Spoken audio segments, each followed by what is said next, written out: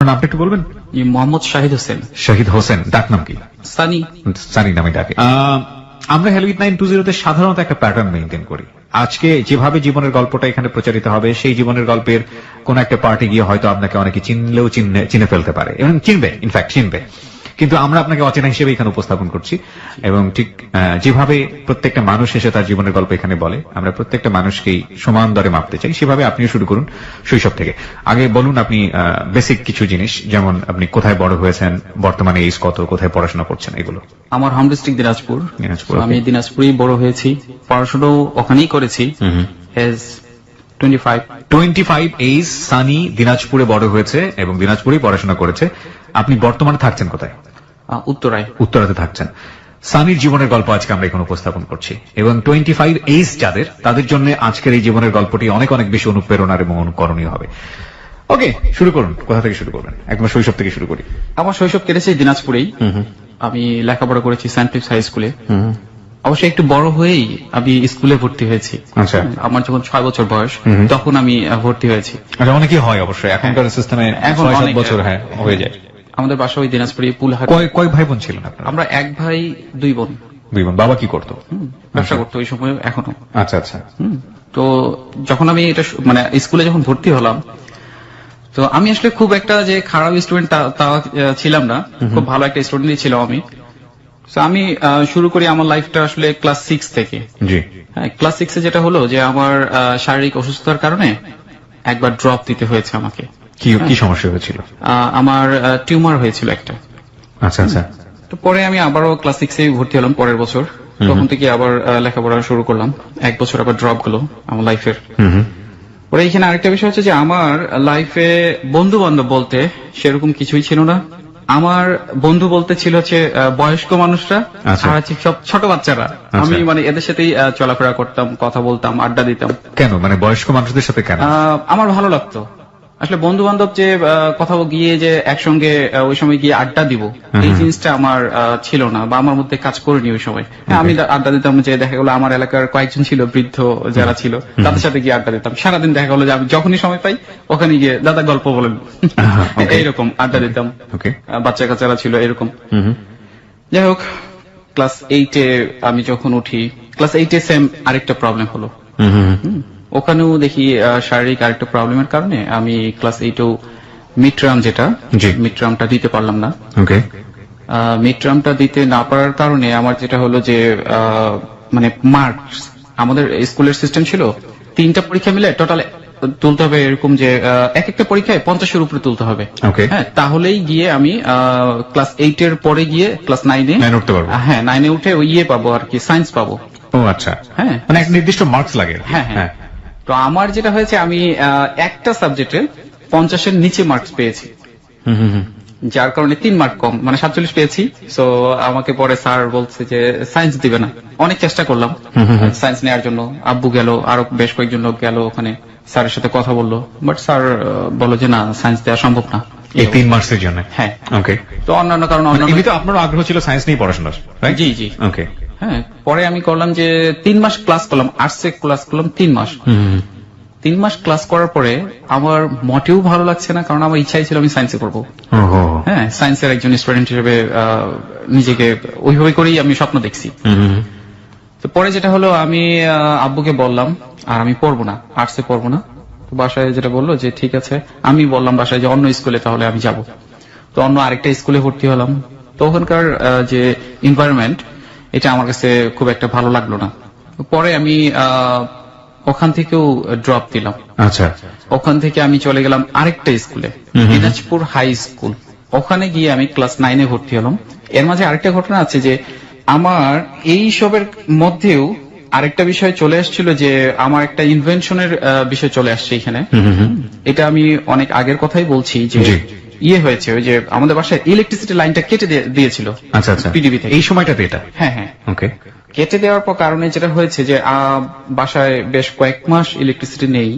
So আমি এখন হঠাৎ যে কোনো একটা ঘটনাক্রমে আমার মনে হলো যে আমি তো আমার বাসার ইলেকট্রিসিটি যেটা, এটা তো অল্টারনেটিভ কোন সোর্সের মাধ্যমে চেঞ্জ করতে পারি, মানে এটা আপনার নিজে থেকেই মনে হয়েছে? করতে পারি। মানে এটা কি আপনার নিজে থেকেই মনে হলো নাকি এই ধরনের কাজকর্ম আপনি করতেন? থাকে না যে ছোটবেলায় একসময় দেখা গেল যে আমি রেডিওটা খুলে ঠুলে ফেললাম, হ্যাঁ। খুলে টুকটাক ছেলে মেয়েদের যেটা হয় যে একটা প্রচুর জানার একটা আগ্রহ থাকে, সেই সব জিনিসপত্র করতেন নাকি ইলেকট্রিসিটির এই ঘটনা ঘটার পরে আপনার মধ্যে এই মানে ধরনের? এটা আসলে ছোট থেকে আমি এইগুলো নিয়ে অনেক কাজ করেছি। আমি আচ্ছা, ছোট আচ্ছা। থেকে দেখা গেল যে আব্বু খেলনা এনে দিয়েছে, খেলনা ভেঙে ফেলছি খুলেই, মানে 2-3 দিন পরে খেলনা খুলে, মানে এর মধ্যে ভিতরে কি আছে এটা কি এটা আমার দেখতে হবে, হ্যাঁ। এরকম করতাম। ওকে। এর মাঝে যখন ইলেকট্রিসিটিটা কেটে দিল, তো আমার এক ফ্রেন্ডের একদিন এরকম হলো যে আমার এক ফ্রেন্ডের বাসায় গেলাম, ওখানে একটা সিনেমা দেখলাম, ওখানে ওই সিনেমা থেকে একটা চার্ম পেলাম আমি নিজেই। ওখানেও ইলেকট্রিসিটির একটা ডেভেলপের একটা সিন দেখায়। এটা কি ক্লাস 9-এ থাকা অবস্থাতে? হ্যাঁ। ওকে। তো যখন এটা আমার এই মাথায় আসলো যে না, আমার বাসায় যে ইলেকট্রিসিটি যেটা নেই, এটাতে আমিও সলিউশন করতে পারি অল্টারনেটিভ কোন সোর্সের মাধ্যমে। তো এটা নিয়ে আমি তো ওই সময় থেকে একটা কাজ শুরু করি। আপনি সিনেমার কথা বলছিলেন, সিনেমার মানে কি সিনেমা দেখেছিলেন আপনি সেখানে? এটা দেখেছিলাম স্বদেশ। স্বদেশ ছবিটা শাহরুখ খানের? হ্যাঁ, হ্যাঁ। ওকে, হ্যাঁ। হ্যাঁ, দেখার পর ওখানেও বোধহয় এরকম একটা প্রবলেম সলভের একটা হাইড্রো পাওয়ার প্ল্যান্ট দেখায়, হ্যাঁ, যে হ্যাঁ। পাহাড়ের ঝর্ণাকে ব্যবহার করে সেখানে ওখানে ইলেকট্রিসিটি নিয়ে আসে। হ্যাঁ, হ্যাঁ। হ্যাঁ। এটা দেখার পরে আমি তো নিজেই আনন্দে আসলাম, Inspire হয়ে যান। হ্যাঁ। এবং আমি মনে করলাম যে না, আমারও তো ইলেকট্রিসিটি যেহেতু প্রবলেম আছে, সো আমি এটা নিয়ে কিছু একটা করতে পারি, আমার বাসায় ইলেকট্রিসিটিটা আমি সলভ করতে পারি, যে প্রবলেমটা আছে। ওকে। তো ওই সময় থেকে একটা কাজ শুরু করা। আপনি কি সায়েন্স পেয়েছিলেন এর মাঝখানে? আপনাকে যে স্কুলে গিয়ে ভর্তি হলেন ওখানে কি আপনি সায়েন্স পেলেন? হ্যাঁ, ওই সায়েন্স দিল আপনাকে? হ্যাঁ, হ্যাঁ। ওকে। এইখানে দুইটা ঘটনা ঘটেছে এট এ টাইম। এক হলো আমার বাসার ইলেকট্রিসিটি কেটে দিয়েছে, আরেকটা বিষয় হলো যে আমি যখন একটা স্কুল চেঞ্জ করে আরেকটা স্কুলে গেলাম, ওখানকার পরিবেশ যেটা আমার কাছে একটু অন্যরকম মনে হলো। অন্যরকম ইন হোয়াট সেন্স? হ্যাঁ, এটা হচ্ছে যে মানে আমি ছোট থেকেই প্রায় দীর্ঘ 8-9 বছর স্টাডি করেছি হচ্ছে সেন্ট ফিলিপসের যে পরিবেশটা, আর আরেকটা অন্য একটা স্কুলে গিয়ে ম্যাচ করা, অ্যাডজাস্ট করা, এটা আমার জন্য ওই সময় খুবই টাফ ছিল। ওকে। হ্যাঁ, তো আমার যেটা হলো এট এ টাইম দুইটা ঘটনা ঘটলো। এক হচ্ছে আরেক স্কুলে গেলাম, আরেকটা হলো ইলেকট্রিসিটির প্রবলেমটা হলো। তো মাথা ওই সময় আমি আবার বই যখন পড়তে বসলাম, মানে ওই ক্লাস 9-এর যখন বই পড়লাম, জি। বই পড়ার সময় যেটা হলো যে আমি একটা ওইখানে বাংলা বইয়ে একটা সাবজেক্ট ছিল, দুটা ছিল, দুটা গদ্যাংশ ছিল। একটা হচ্ছে বই পড়া, আর একটা হচ্ছে জাগতিক ভগিনী। হ্যাঁ, এই দুটাতে প্রায় সেম একই কথা লেখা আছে যে পড়ালেখার মূল উদ্দেশ্যটা কি। পড়ালেখার মূল উদ্দেশ্য হচ্ছে জ্ঞান অর্জন করা। রাইট। হ্যাঁ, তো আমার মাথায় কাজ করলো যে আমি তো জ্ঞান অর্জন আমার দরকার। আমি মানে ছোট থেকে এরকম ইন্টেনশন ছিল আমার যে আমি জব করব না, সবসময় এটা মাথায় ছিল। হ্যাঁ, আমি জব করবো না, আমি নিজেই কিছু একটা করব। তো আমি এই দুটা বিষয় যখন মাথায় আসলো, তো আমি ওখান থেকেই যেটা হলো যে আমি চিন্তা করলাম এখন কয়েকটা জিনিস চলে আসে। এক, ইলেকট্রিসিটি, আমার এই সলিউশন করতে হবে। মাথার মধ্যে এটা একটা ভূত চেপে বসলো আমার, যে আমার বাসার ইলেকট্রিসিটিটা নেই, তো আমারও তো ছোট থেকেই একটা ইচ্ছা ছিল যে আমি কিছু একটা করব। তো ওইখান থেকে রিসার্চের কাজটা ওখান থেকে আমার কিন্তু শুরু হয়। হ্যাঁ, তো আমি অল্টারনেটিভ সোর্সের একটা সোর্স, যেটা হচ্ছে যে মানে অল্টারনেটিভ সোর্সের মাধ্যমে ইলেকট্রিসিটি প্রোডাকশন করার জন্য একটা রিসার্চ শুরু করি ওই সময়। এর মাঝে দেন এট এ টাইম যখন আমার একটা হচ্ছে প্রজেক্ট, আর একটা হচ্ছে স্কুল চেঞ্জ, একটা হচ্ছে স্কুলের যে স্কুলে নতুন স্কুলে যেটা যখন গেলাম ওখানকার একটা এনভায়রনমেন্ট, তারপরে সব মিলে আবার এট এ টাইম যেটা হচ্ছে যে ওই যে বই পড়া আর জাগতিক ভগিনী, এগুলো সব মিলে যেটা হলো মাথায় একটা কিছু না একটা কাজ করা শুরু করলো ওই সময়। আচ্ছা। হ্যাঁ, যে মানে কেমন যেন একটা কাজ করতেছিল ওই সময়, সবকিছু মিলেই আমার মাথায় ওই সময় আসলো যে আমি যেটা করলাম যে নতুন কিছু একটা করার চেষ্টা করি। আচ্ছা। হ্যাঁ, যেহেতু এই দিক থেকে হলো ওই যে বই পড়ার ইয়েটা শুনলাম যে আমার তো সার্টিফিকেটের দরকার নেই, আমি জ্ঞান অর্জন করতে চাই। জি। হ্যাঁ, তো আমি জ্ঞান অর্জনের জন্য যা যা করা দরকার হয় বিভিন্ন রকমের বই স্টাডি করা শুরু করলাম, ক্লাস 9-10 বই বাদ দিয়ে। বাসায় কিন্তু আমার জানাই না যে আমি আসলে স্কুলে পড়ছি না বা এরকম, আমি কিন্তু স্কুল গ্যাপ অলরেডি দিয়ে ফেলছি। ওকে। হ্যাঁ, আমি যেটা করতাম স্কুলে যাই, কোচিং এ যাই, বাসায় প্রাইভেট পড়ি, মানে এট এ টাইম দুইটাই করছি। ক্লাসরুমের বই পড়ছি, এগুলো আলাদা বইগুলো পড়ছেন, হ্যাঁ। একাডেমিকও পড়ছেন। হ্যাঁ, হ্যাঁ। তো আমি যেমন দেখা গেলো যে স্কুলে যাচ্ছি, আসলে আমি স্কুলে কিন্তু যাইনি। আমাদের ওখানে একটা নদী আছে যেটাকে বলে পূর্ণভবা নদী। পুনর্ভব, হ্যাঁ। হ্যাঁ, তো ওখানে গিয়ে আমি বসে থাকতাম সেই সকাল 10টা থেকে শুরু করে বিকাল 4টা পর্যন্ত। ওখানেই এইসব বিষয় নিয়েই শুধু চিন্তা করতাম। আচ্ছা, আচ্ছা। ক্লাস কিন্তু হচ্ছে, বাসায় জানে যে আমি স্কুলেই আছি। আসলে আমি স্কুলে ওই সময় যাইনি। হ্যাঁ, দীর্ঘ এইভাবেই আমি তখন শুরু করলাম কি, আমার প্রজেক্টটা যেটা প্রজেক্ট করতে চাচ্ছি, বা এই যে ইলেকট্রিসিটির যে বিষয়টা, এটা নিয়ে ওই সময় থেকে মানে চিন্তা করা শুরু করলাম। সেই ওই নদীর পাড়ে যেতাম, ওখানে গিয়ে চিন্তা করতাম। এট এ টাইম আমি যেটা করতাম যে কিছু লেখার চেষ্টা করতাম, গল্প লেখার চেষ্টা করতাম, মানে কিছু উপন্যাস টাইপের আর কি লেখার চেষ্টা করতাম। এক পর্যায়ে 2 বছর পরে, 2 বছর আপনি নদীর ধারে বসে কাটালেন? হ্যাঁ, 2টি বছর আমি স্কুলে যাই, স্কুলে গিয়ে দেখা হলো কখনো নদীর ধারে চলে যাই, কখনো আরো অনেক অনেক বিভিন্ন রকম জায়গায় যাই। হ্যাঁ, এরকম করে 2টি বছর যখন পার হলো, প্রাইভেট তো পড়ছি, কোচিং তো পড়ছি, 2 বছর পরে যখন আমার এসএসসি পরীক্ষা হবে, এমন সময় বাসায় জানতে পারলো বিষয়টা। হ্যাঁ, জানতে পারার পর তো বাসায় তো সিচুয়েশন খুবই খারাপ। বাসায় আমি সেদিন বাসায় আছি, এসএসসি পরীক্ষা, তো ফর্ম ফিল আপ করতে হবে। এমন সময় আমি বাসায়, বিকেল বেলা বাসায় আছি, তো আম্মু হঠাৎ করে এসে কিছু বলা নেই কনে বকাবদ্ধ শুরু করলো আমাকে। কেন আমি তো মানে নিজেই বুঝতে পারছিলাম না যে কেন আমাকে বকা শুরু করলো। তো আমাকে বললো যে চল আমার সাথে চল। গেলাম, কি হয়েছে? বলে চল। কোনো কিছু না বলে রিক্সায় তুললো, তুলে স্কুলে নিয়ে গেল। স্কুলে নিয়ে যাওয়ার পরে ওখানে আমাকে স্যারের কাছে, হেড স্যার যে, ওনার কাছে নিয়ে গেল। আমার নাম দিয়ে ওই রেজিস্টার খাতা ফর্ম ফিল আপ করবে, দেখতেছে যে ওখানে আমার গত 2 বছরের যে অ্যাটেন্ডেন্স যেটা নাই, এরকম কিছুই নেই। ওকে। পরবর্তীতে স্যার বলল যে এটা কেন। আমি তখন পুরো ঘটনা বললাম যে আসলে স্যার আমি স্কুল বাসা থেকে বের হয়েছি, বাট স্কুলে আসিনি, স্কুলে না আসার কারণে এটা এরকম। আমি ওই সময় যখন বললাম এই জন্য, তো স্যার বললো যে তাহলে আর, আম্মু বললো যে এখন কি রেজিস্ট্রেশন কি করা যাবে কিনা, ফর্ম ফিল আপ করা যাবে কিনা এসএসসির। স্যার বললো যে না, ফর্ম ফিল আপ আর করা যাবে না, কারণ হচ্ছে যে পরীক্ষা অলরেডি হয়ে গেছে, টেস্ট যেটা ক্লাস 10 এর এসএসসি পরীক্ষার টেস্ট হয়ে গেছে, আর ফর্ম ফিল আপের সময় যেটা আছে আমরা তো অলরেডি কাগজ পাঠিয়ে দিয়েছি, সেইভাবেই ওই জিনিসগুলো নাকি মেনটেন হয় আচ্ছা বোর্ড থেকে, সো ফর্ম ফিল আপ আর হবে না।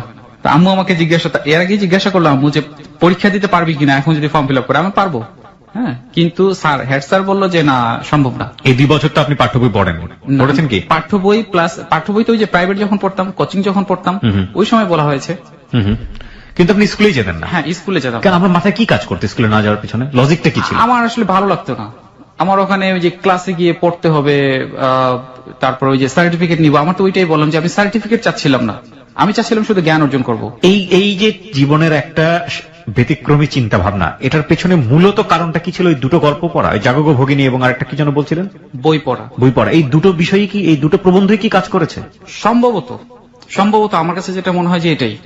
মানে এটা কিন্তু একটা মারাত্মক সিদ্ধান্ত, সাধারণত লাখে একজন এই সিদ্ধান্ত নেয় কিনা আমার ঠিক জানা নেই। আপনি ভালো একটা সিদ্ধান্ত নিয়েছেন না খারাপ সিদ্ধান্ত নিয়েছেন সেটা মূল্যায়ন করা খুব কঠিন, কারণ তো একাডেমিক্যালি বাইরে গিয়ে এরকম একটা মানে যুগের হালের বাইরে গিয়ে ইটস রিয়েলি ডিফিকাল্ট, এবং আপনার একেবারে ভয় দেওয়ার কিছুই করেনি? না, আমার সেরকম কোনো কিছুই মনে হয়নি, কারণ বাড়িতে প্যাদানি বলে একটা ব্যাপার ছিল, ওটা কি দেওয়া হতো? আমি ওগুলো কোনো কিছুই চিন্তা করিনি। প্রিয় শ্রোতা, আমরা এই জায়গাটা একটা ছোট্ট বিরতি নিতে চাই। আমরা আপনাদেরকে ইন্সপায়ার করছি না যেই পার্টে আমরা আছি জীবনের গল্পে, সেই পার্টে, কিন্তু সামহাও ও কোনো না কোনো ভাবে একটা জায়গায় নিজেকে আজকে দাঁড় করিয়েছে, এবং সেটা আপনাদের, আমরা সাধারণত এরকম গল্প উপন্যাসে এবং বিখ্যাত মানুষদের জীবনের কাহিনীতে পড়ে থাকি। রবীন্দ্রনাথ স্কুলে যাননি, নিউটন নাকি ফেল করেছিলেন, টমাস আলভা এডিসন নাকি ডিমে তা দিতেন, এরকম বোকাও ছিলেন। তো এইসব মানুষগুলোই পরবর্তীতে অনেক অনেক বেশি জ্ঞানী হয়ে যান। তো আজকে এখানে যে আছে সে, তাকে নিয়ে আপনারা কি বলবেন সেটা আপনারা আসলে পুরো গল্পটা শোনার পরেই মূল্যায়ন করবেন। কিন্তু ও জীবনের একটা পর্যায়ে এই আমাদের যে কি বলে কাঠামোগত যে পড়াশোনা, সেটার থেকে বাইরে এসে কিছু একটা করার চেষ্টা করেছে, এবং সেটা কতটুকু সঠিক ছিল না কি বলা যেতে পারে, ভুল ছিল, সেটা আমরা গল্পের শেষে গিয়ে জানার চেষ্টা করবো। টিচার বলে দিল রেজিস্ট্রেশন করা সম্ভব না। হ্যাঁ, স্যার যখন বললো রেজিস্ট্রেশন করা সম্ভব না, তো বাসায় তো এটা নিয়ে খুবই, আম্মু তখন বললো যে তাহলে আর কি করার, নতুন করেই স্কুলে ভর্তি হতে হবে। তো আমি বাসায় চলে আসলাম, আমাকে আম্মু বাসায় নিয়ে আসলো। বাসায় নিয়ে আসার পর আব্বু জানলো বিষয়টা। আব্বু জানার পরে আব্বু দেখা গেলো যে লাইফে কখনোই আমার গায়ে হাত তুলনি, সেদিন একটা চোর মেরেছে। তারপরে এলাকাবাসী জানাজানি হলো, খুব একটা মানে খারাপ একটা সিচুয়েশনের সৃষ্টি হলো ওই সময়। কারণ আব্বু আমাকে নিয়ে অনেক স্বপ্ন দেখেছে, এবং আমাকে নিয়েই মানে তাদের চিন্তা ভাবনা খুব অন্যরকমই ছিল যে আমি লাইফে ভালো কিছু একটা করব, অনেক বড় কিছু একটা করব। কিন্তু আমার চিন্তা ছিল যে আমিও অনেক বড় কিছু একটা করতে চাই, কিন্তু আমি একটু অন্যভাবে, অন্যরকম স্টাইলে। Okay. আমার টার্গেট ছিল এরকম। যাই হোক, পরে আম্মু আমাকে আরেকটা স্কুলে ভর্তি করে দিল। আবার পুনরায় আমি স্কুলে ভর্তি হলাম ক্লাস 9-এই। ভর্তি হওয়ার পরে ওখানে সিভিল কনস্ট্রাকশন ভর্তি হওয়ার পরে ওখান থেকেই এসএসসি দিলাম আমি। আচ্ছা, হ্যাঁ, এসএসসি পাশ করলাম। এর মাঝে যেটা হয়েছে যে আমার যে প্রজেক্টের জন্য যেই সব কারণে আমার এই যে বছরটা 2টি বছর আমি লেখাপড়া থেকে বিচ্ছিন্ন ছিলাম। তো সেটা ছিল যে আমার যে ইনভেনশন, মানে যেটা নিয়ে আমি চাচ্ছিলাম যে নতুন কিছু একটা করার জন্য, আমার বাসার যে ইলেকট্রিসিটি নেই এটা নিয়ে কাজ করার জন্য। এর ওই মাঝে যেটা হয়েছে আমার এই জিনিসটাও কমপ্লিটের দিকে, মানে প্রায় শেষের দিকেই, এটা 2007-এর কথা বলছি আমি। জি। আমার ডায়াগ্রামও কমপ্লিট হয়েছে আর আমার এসএসসি পরীক্ষাও শুরু হবে। তো আমি ওই সময় করলাম যে আমার যে ইনভেনশনটা ছিল বা যে আবিষ্কারটা ছিল এটা কিছুদিনের জন্য স্থগিত করলাম। এসএসসি পরীক্ষা দিলাম। আমি জানতাম যে আমি এসএসসি পরীক্ষা দিয়েছি, আমি অবশ্যই ভালো একটা মার্কস নিয়ে পাশ করব।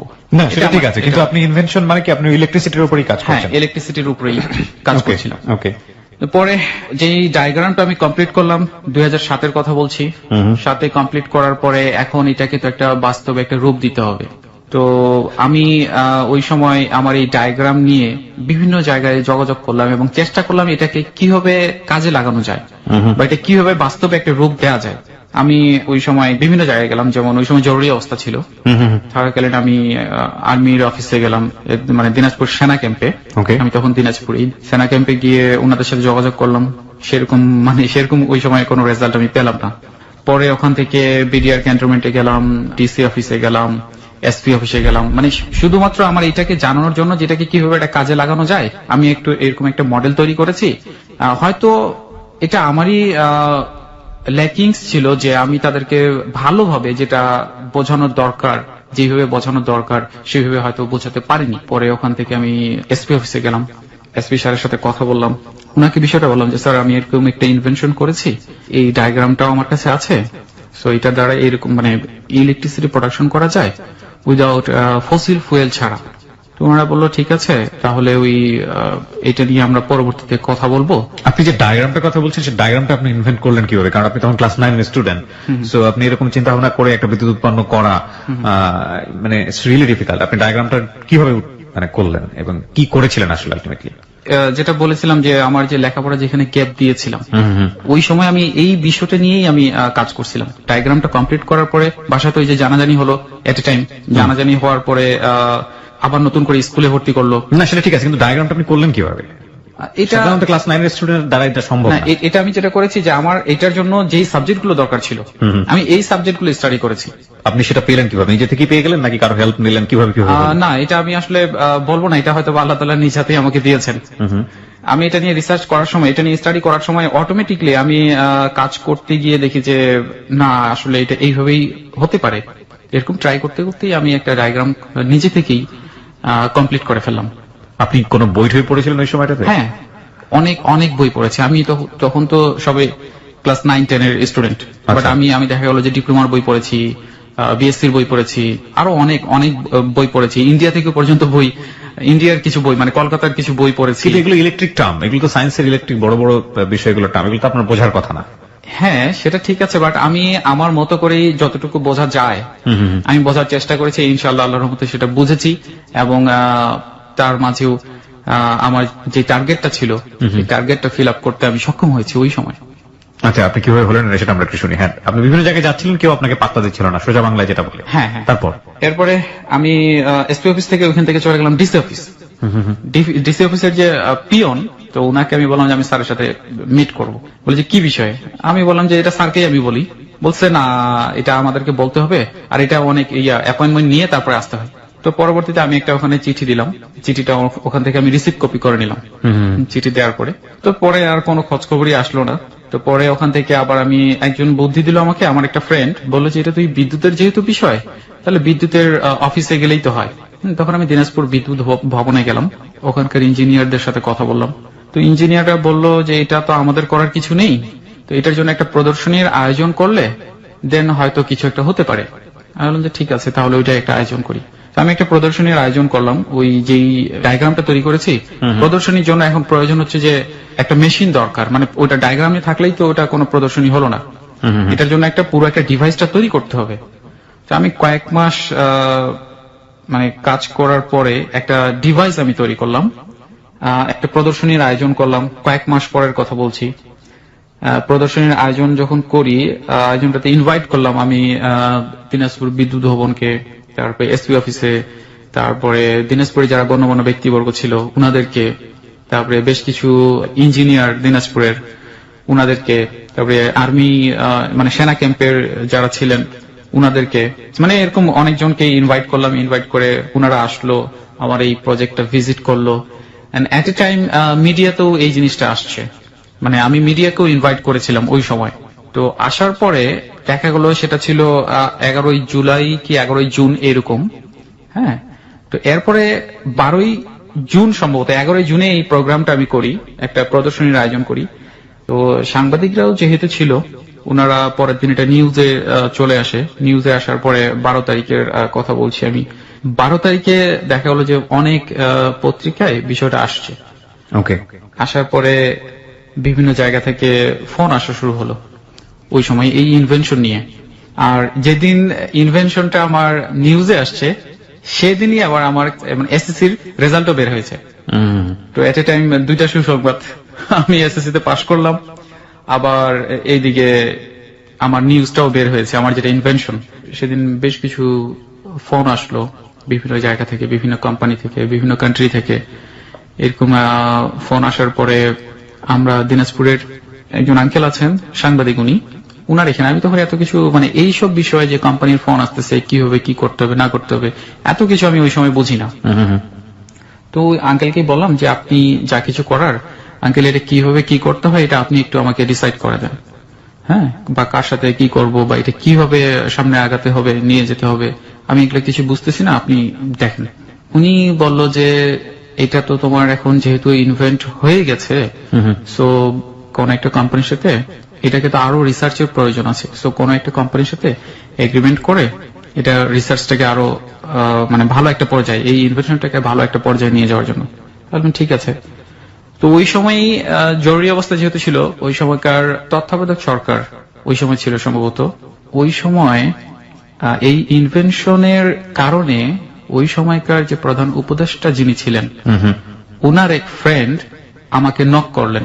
নক করার পর এটা ছিল হচ্ছে যে পিকেএসএফ, যেটা আগারগাঁয়ে ওনাদের অফিস, পিকেএসএফ এর চেয়ারম্যান, সম্ভবত চেয়ারম্যান, উনি আমাকে নক করলো এবং উনি দিনাজপুরে কোন একটা প্রোগ্রামে গিয়েছিল, ওখান থেকে উনি আমার কাছে মানে আমাদের বাসায় আসলো, আমাদের এই ইনভেনশনটা দেখলো। দেখার পরে আমার সাথে উনি কথা বললো, কথা বলার পরে আমাকে উনি প্রপোজ করলো যে আপনি আমাদের সাথে ঢাকায় আসেন, ওখানে আমরা এটা বিষয় নিয়ে কথা বলবো এবং এটাকে নিয়ে কত একটা মানে একটা ভালো একটা পর্যায়ে নিয়ে যাওয়ার জন্য আমরা চেষ্টা করব, সকল প্রকার সহযোগিতা আমরা প্রদান করব। তো আমি বললাম যে ঠিক আছে, তাহলে আমি উনারাই উনাদের লোকজনের দ্বারা আমাকে ওখান থেকে নিয়ে আসলো কয়েকদিন পরেই আর কি, পিকেএসএফ এ আসলাম। আসার পরে ওখানে একটা মিটিং হলো। মিটিং এ ওখানে বেশ কিছু প্রফেসরও ছিল। আমি আমার জিনিসটা ওনাদেরকে বললাম এইভাবে এইভাবে। তো প্রফেসররা বলল যে আসলে এটা তো ছোট আকারে সম্ভব, বড় আকারে এটা কখনোই সম্ভব না, এটা ওই মিটিংটাতে এটাই হলো। তো আমি ওনাদেরকে বললাম স্যার বড় আকারেও এটা সম্ভব, এটা আসলে ছোট আকারেই প্রবলেম, বড় আকারে গিয়ে প্রবলেম না। বলছে না, স্যাররা যেটা বললো যে না এটা বড় আকারে প্রবলেম, ছোট আকারে এটা মানে সম্ভব হবে, বাট বড় আকারে এটা সম্ভব হবে না। মানে হচ্ছে যে আমি তো তখন করেছিলাম একটা ডেমো প্রজেক্ট করেছিলাম, 1 কিলোওয়াটের করেছিলাম, মানে 1000 ওয়াট। তো ওরা বললো যে এটা এই পর্যন্তই শেষ, এর বেশি আর কোনো কিছুই হবে না। তো পরে যেহেতু ওনারা বলছে যে হবে না, এর ওইখান থেকে আর কিছুই করার নেই, পরে ওখান থেকে চলে আসলাম। এসে নিজে থেকেই আবারও এই প্রজেক্টের কাজ আমি আবার শুরু করলাম।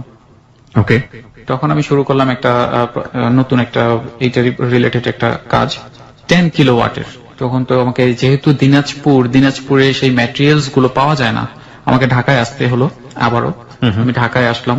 সাভারের এক আঙ্কেল আছেন যিনি আমাকে এখানে সহযোগিতা করেছেন এই প্ল্যানটা করার জন্য, আমির আঙ্কেল।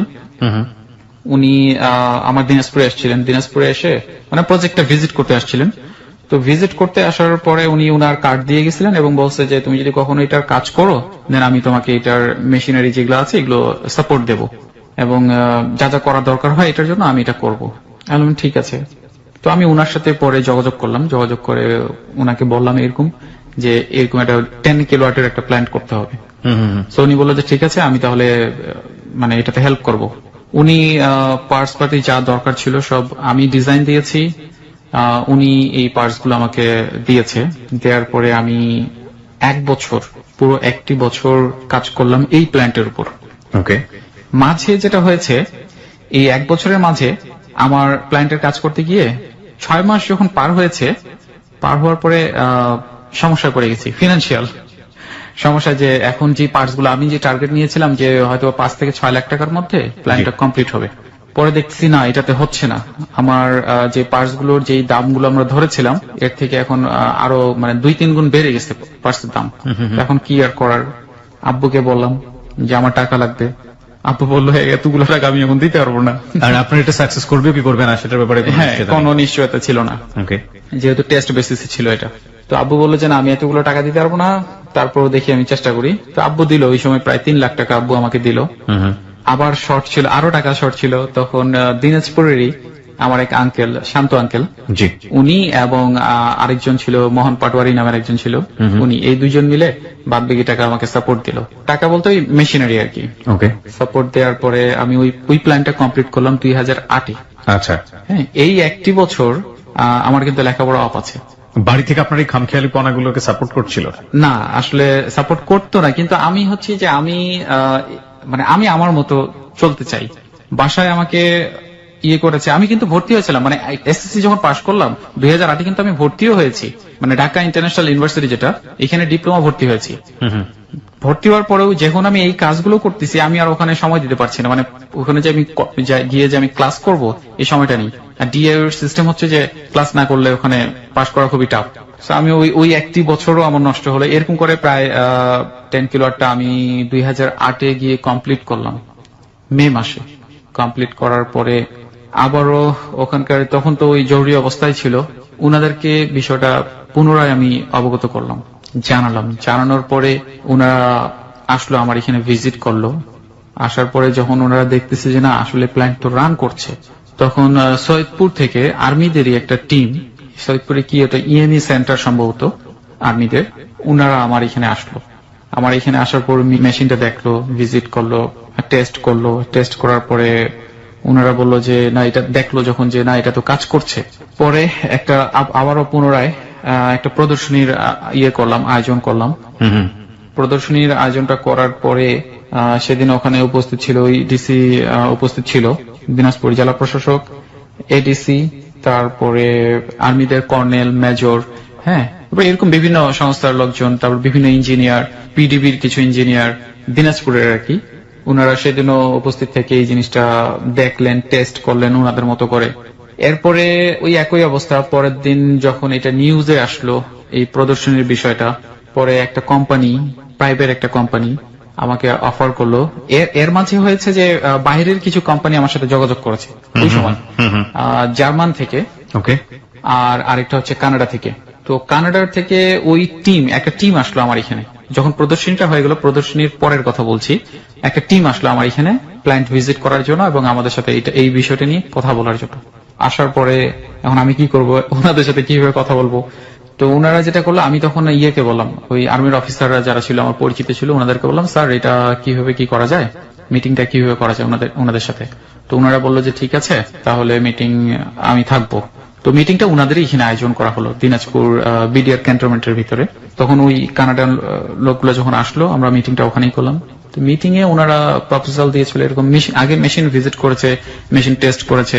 তখন ওনারা যে প্রপোজালটা দিল আমাকে, মোটামুটি একটা একটা অ্যামাউন্টের প্রপোজাল দিল যে এই প্রজেক্ট কানাডায় এটা নিয়ে কাজ করবে ওনারা, ওই কোম্পানি। তবে এই প্রজেক্টের যে প্যাটেন্ট, এইটা ওই কোম্পানির নামে হবে। ওকে, হ্যাঁ, তবে আমার যেটা কথা ছিল এবং ওই স্যারের যে কথা ছিল, মানে পেটেন্ট কেন কোম্পানির নামে হবে, মানে হ্যাঁ, এটা ওনাদের চাহিদা, ওনারা হিউজ একটা অ্যামাউন্ট দেবে আমাকে, হ্যাঁ, কিন্তু প্যাটেন্টটা ওনাদের নামে হবে এবং এটা যা যাবতীয় আছে, এবং আমি যেই নামটা দিয়েছি এই নামটাও চেঞ্জ করে ফেলবে, এরকম ওনাদের কথা। তো স্যার আমাকে বললো, সাইদ বিদেশে গিয়ে তোমার কাজ করার কোনো দরকার নেই, তুমি দেশেই থাকো, দেশেই ভালো কোনো কোম্পানির সাথে এগ্রিমেন্ট করে কাজ করতে পারবা, হ্যাঁ, আর বাইরে গেলে তুমি একা যাবা, কিভাবে থাকবা না থাকবা এটা দরকারই নেই। আর বাইরে এরকম অনেক ঘটনা, অনেক কিছুই ঘটে, মানে উনি অনেক কিছু বুঝালো আমাকে। আচ্ছা, আমরা এখান থেকে আবারও ফিরবো, তবে এই মুহূর্তে ছোট্ট একটা বিরতি নিতে হবে। ঠিক 12টা 6 ফিরে এসে আমরা এখান থেকে আবারও শুরু করব। প্রিয় শ্রোতা, আমরা বিরতি নিচ্ছি, 12টা 6 ফিরবো। আপনারা সবাই শুনছেন close up presence hello 8920 ABC radio FM 89.2 A.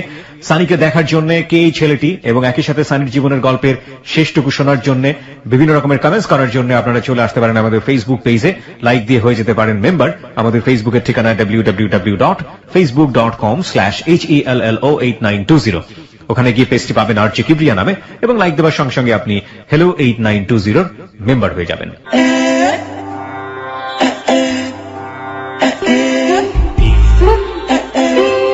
Hello 8920 close up, the closure the better.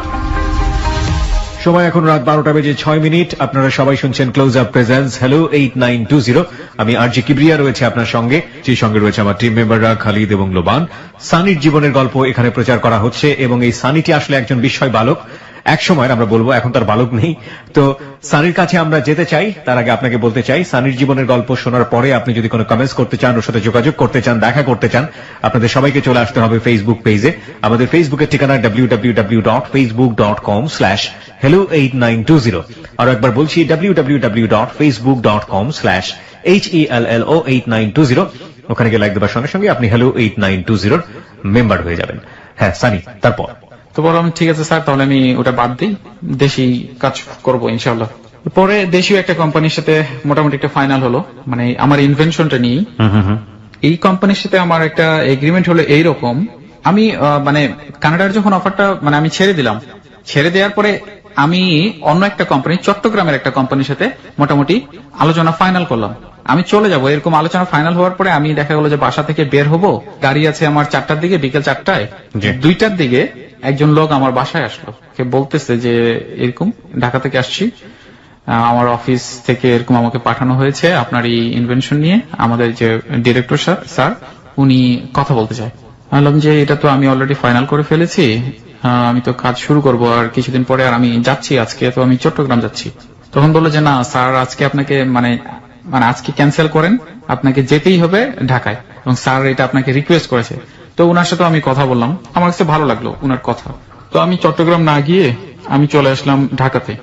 ঢাকাতে আসার পরে ওই ডিরেক্টরের সাথে আমি কথা বললাম, এবং উনার যে এমডি উনার সাথেও কথা বললাম, এবং আমি সাফ সাফ উনাদেরকে জানিয়ে দিলাম যে আমি এইভাবে হলে কাজ করব।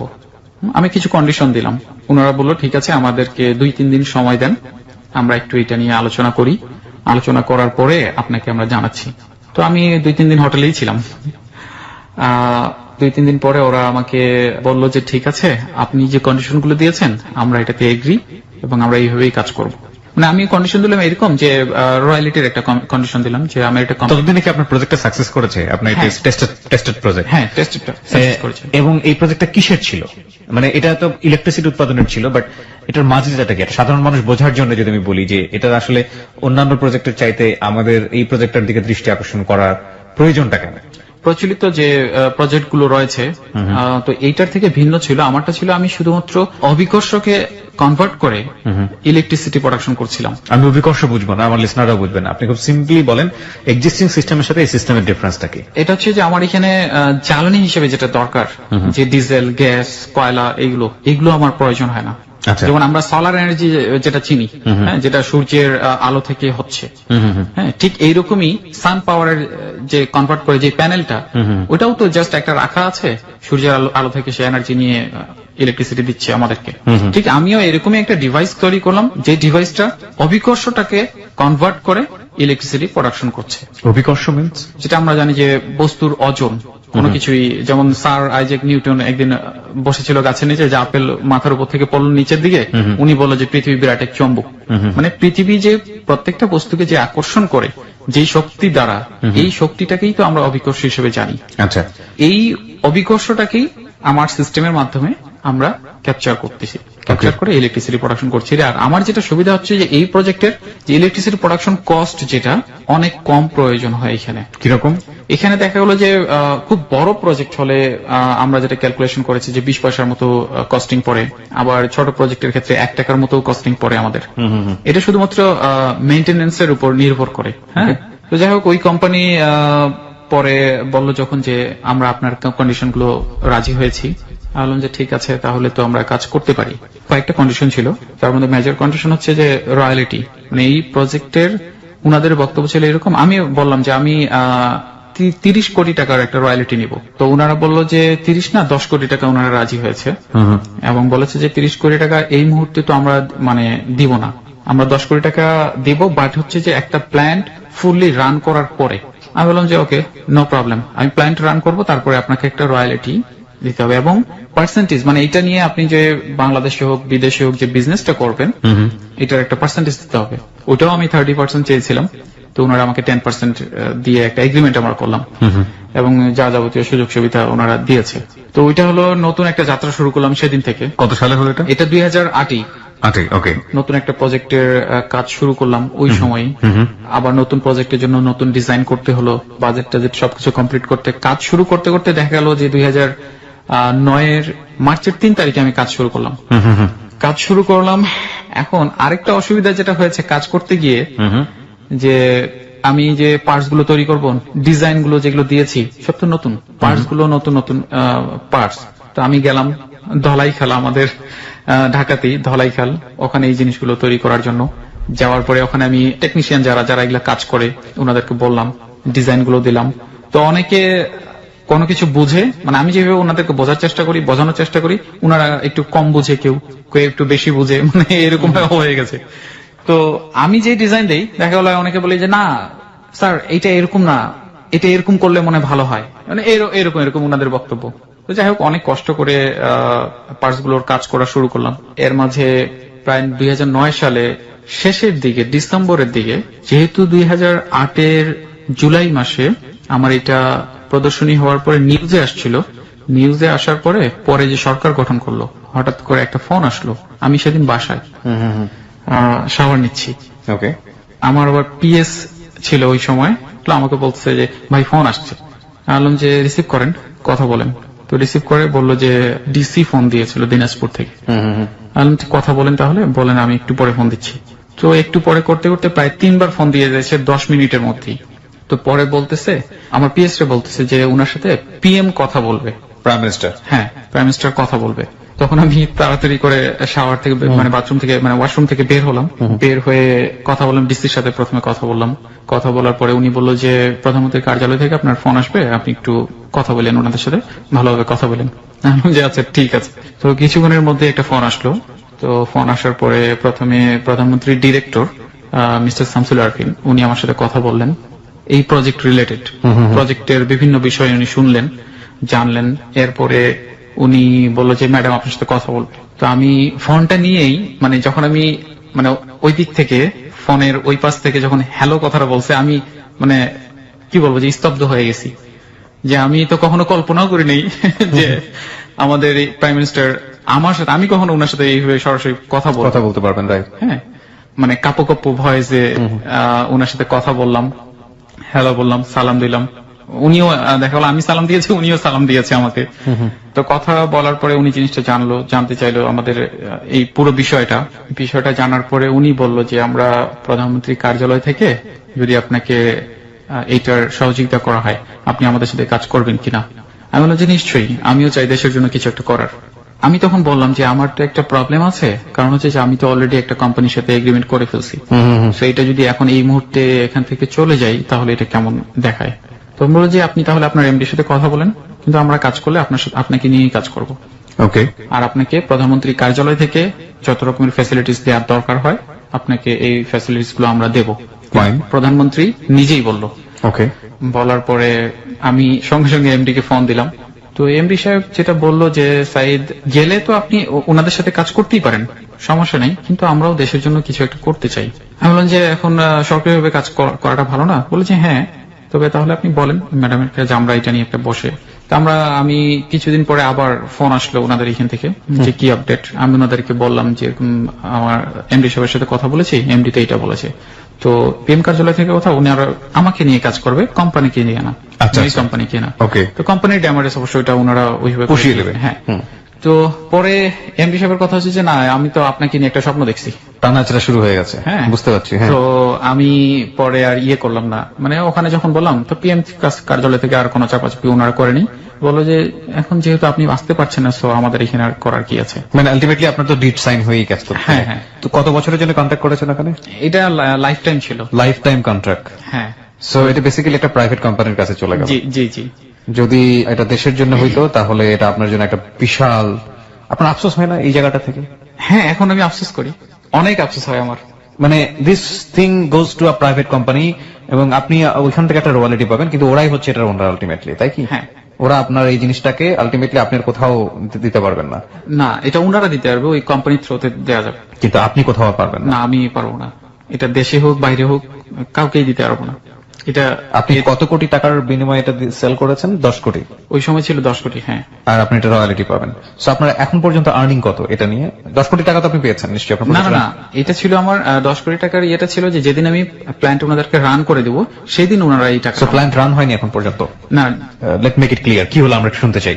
তো আমি যখন কার্যালয়ে এরকম করে বললাম তো ওনারা সব পরে বিষয়টা আর আগায়নি। তো ঠিক আছে, আমি যেহেতু আগাইনি আর যেহেতু এখানে আমার একটা এগ্রিমেন্ট করা আছে, আবার কি নটারি করা আছে না কি যেন বলে এটা, নোটারি পাবলিক। হ্যাঁ ওগুলো করা আছে। ভাবলাম যে না, যেহেতু এগ্রিমেন্ট হয়ে গেছে করি।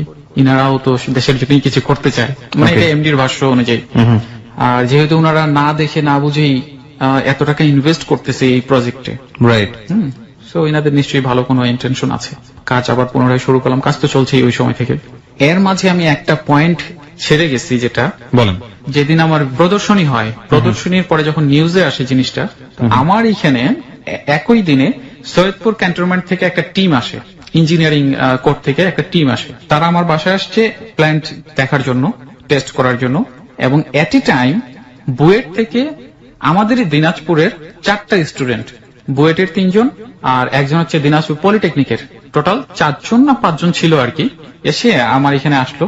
একই সময় 2টা টিম আসছে। মানে তো ওই স্টুডেন্টদের আমি বললাম যে আপনারা একটু অপেক্ষা করেন, আমি স্যারদেরকে আগে বিদায় করে দিই। তো স্যাররা ওই টেস্ট করতে করতে করতে করতে দেখা যাচ্ছে প্রায় 3 ঘন্টা হয়ে গেছে। হ্যাঁ, 3 ঘন্টা তো ওই ছেলেগুলো আর বসে নেই, ওনারা চলে গেছে। চলে যাওয়ার পরে যেটা হয়েছে, কয়েকদিন পরে ওই ছেলেগুলা আবার ট্রাই করেছে। তো এতদিনে আমি ঢাকায় চলে আসছি। তো পরে ওনাদেরকে আর সেইভাবে কথা বলা হয়নি। একদিন ওনারা ঢাকায় আমার সাথে মিট করেছে, 4 জন স্টুডেন্ট। মিট করার পরে পুরো জিনিসটা আমার সাথে জানতে চাইলো। হ্যাঁ, আমি ওনাদেরকে যতটুকু বলা যায়, হ্যাঁ এটার যে সিকিউরিটি একটা বিষয় আছে, তো যতটুকু বলা যায় অতটুকুই বললাম। এখন অতটুকু বলার পরে ওনাদের বক্তব্য হচ্ছে যে ওনারা প্রত্যেকটা, মানে এটার প্রত্যেকটা জিনিস ওনারা জানতে চায়। আমি বললাম যে এটা তো এখন আমার প্যাটেন্ট করিনি, প্যাটেন্ট করা হলে দেন আমি আপনাকে জানাতে পারতাম। তো এখন যেহেতু প্যাটেন্ট করা হয়নি, তো আমি পুরো জিনিসটা তো এখন জানাতে পারছি না। ওকে। তো আমাকে ওই ছেলেগুলো একটা হুমকি দিল ওই সময়, মানে একটা ধমকের মতোই বা হুমকির মতোই বলা যায় যে আমরা চাইলে কিন্তু আপনার এটা বন্ধ করে দিতে পারি, আমাদের এই ক্ষমতা আছে। এটা কি আপনি কোম্পানির কাছে সেল করে দেওয়ার পরে নাকি আগে? না, কোম্পানির কাছে সেল করে দেওয়ার পরের ঘটনা। ওকে। যখন হুমকি দিল আমি আমার এমডি কে জানালাম বিষয়টা। তো এমডি সাহেব বলছে যে এগুলা অনেক হুমকি ধুমকি আসবে, এগুলা কানে নিলে চলবে না। তো বললাম ঠিক আছে। তো পরে আর করিনি, ওই ছেলেদের সাথে আর আমি যোগাযোগ করিনি।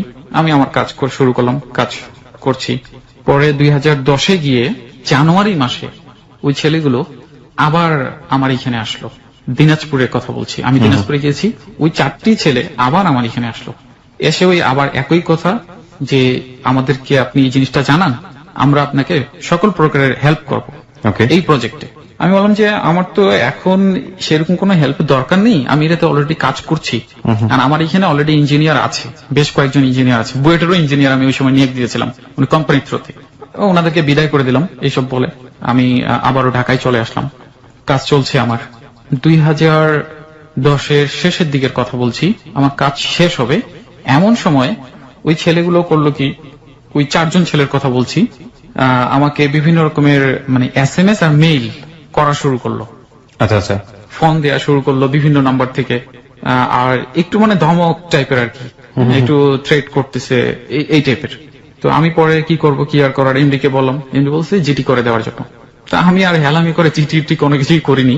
পরে ওই ছেলেগুলো করলো আমাকে, ওই সময় 2010-এর কথা বলছি, 10-এর শেষের দিকে আমাকে একটা ফাঁসিয়ে দিল যে কোনো একটা ফাঁসিয়ে দিল বলতে যে কোনো একটা ইয়ে থেকে আমাকে একটা মামলায় ফাঁসিয়ে দিল।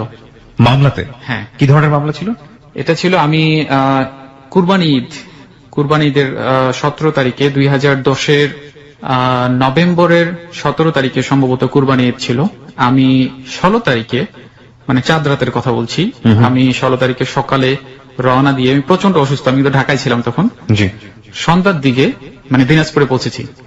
দিনাজপুরে পৌঁছার পর আমার বাসায় আমি যখন নামি, আমি প্রচন্ড অসুস্থ, তো আমার একটা ফ্রেন্ডকে নিলাম শহর থেকে, আমার ফ্রেন্ডকে নিয়ে আমি ডাক্তার দেখালাম। আগে ডাক্তার দেখিয়ে আমার ফ্রেন্ডটাই আমাকে ধরে ধরে ডাক্তারের কাছে নিয়ে গেল, নিয়ে গিয়ে আবার বাসায় নিয়ে আসলো। বাসায় নিয়ে আসার পর আমি যখন বাসায় গেলাম, তো ঢাকা থেকে গিয়েছি, সবার জন্য তো শপিং করে নিয়ে গেছি, সবাইকে এই জিনিসগুলো দিচ্ছি। দেওয়ার সময় 15 মিনিট হয়নি, আমি বসিনি। হ্যাঁ, আমার মনে হয় যে এখনো মনে আছে, আমি বসিনি, বসা হয়নি, সবাইকে শুধু আমার জিনিসগুলো দিচ্ছি। এমন সময় কয়েকজন পুলিশ দেখি আমার বাড়ির সামনে। আচ্ছা, কি হয়েছে? ও পুলিশগুলোর মধ্যে দেখি যে ওই পুলিশগুলোই, আমি একটা জিনিস মিস করে গেছি, মাঝে কিন্তু আমার এখানে সিকিউরিটি দেওয়া হয়েছিল। আচ্ছা আচ্ছা, আপনার এই জিনিসগুলোতে? হ্যাঁ, দিনাজপুর ডিসি সাহেব এটা দিয়েছিলেন। আমার বাসায় 8 জন পুলিশ, মানে আপনার সেফটির জন্য নাকি? আমার সেফটির জন্য। আচ্ছা, হ্যাঁ, 8 জন পুলিশ আর কি 3 মাস প্রায় আমাকে সিকিউরিটি দিয়েছে ওই সময়। হ্যাঁ, এটা আর্মিদের এবং ওই ডিসি সাহেবের কারণেই হয়েছে, ওনারাই এটা দিয়েছে ওই সময়। যখন ওই যে বিভিন্ন রকমের এরকম তো হয়ই, কোনো কিছু করতে গেলেই দেখা হলো ফোন, মেইল, SMS এগুলো হয়। তো এর মধ্যে দেখি 2-3 জন পুলিশ আমাকে যাই, যে আমি যে বাসায় নামলাম, মানে চাঁদ রাতের কথা বলছি, বাসায় নামলাম, তো দেখি যে 2-3 জন পুলিশ আমার পরিচিত, 4-5 জন পুলিশ আমার বাসার সামনে আগে আসছে। আসার পরে আমি সালাম দিলাম, বলছে যে পরিচিত পুলিশগুলো, বলছে আপনি? বললাম যে হ্যাঁ, কেন আপনি? বলছে যে আপনার নামে একটা জিটি হয়েছে। বললাম কি, কিসের বিষয় জিটি হয়েছে? আশ্চর্য বিষয়। বলছে যে না, আপনার নামে একটা জিটি হয়েছে, ওসি সাহেব আপনার সাথে কথা বলতে চায়। বললাম দেন, ফোন দেন, তাহলে কথা বলি।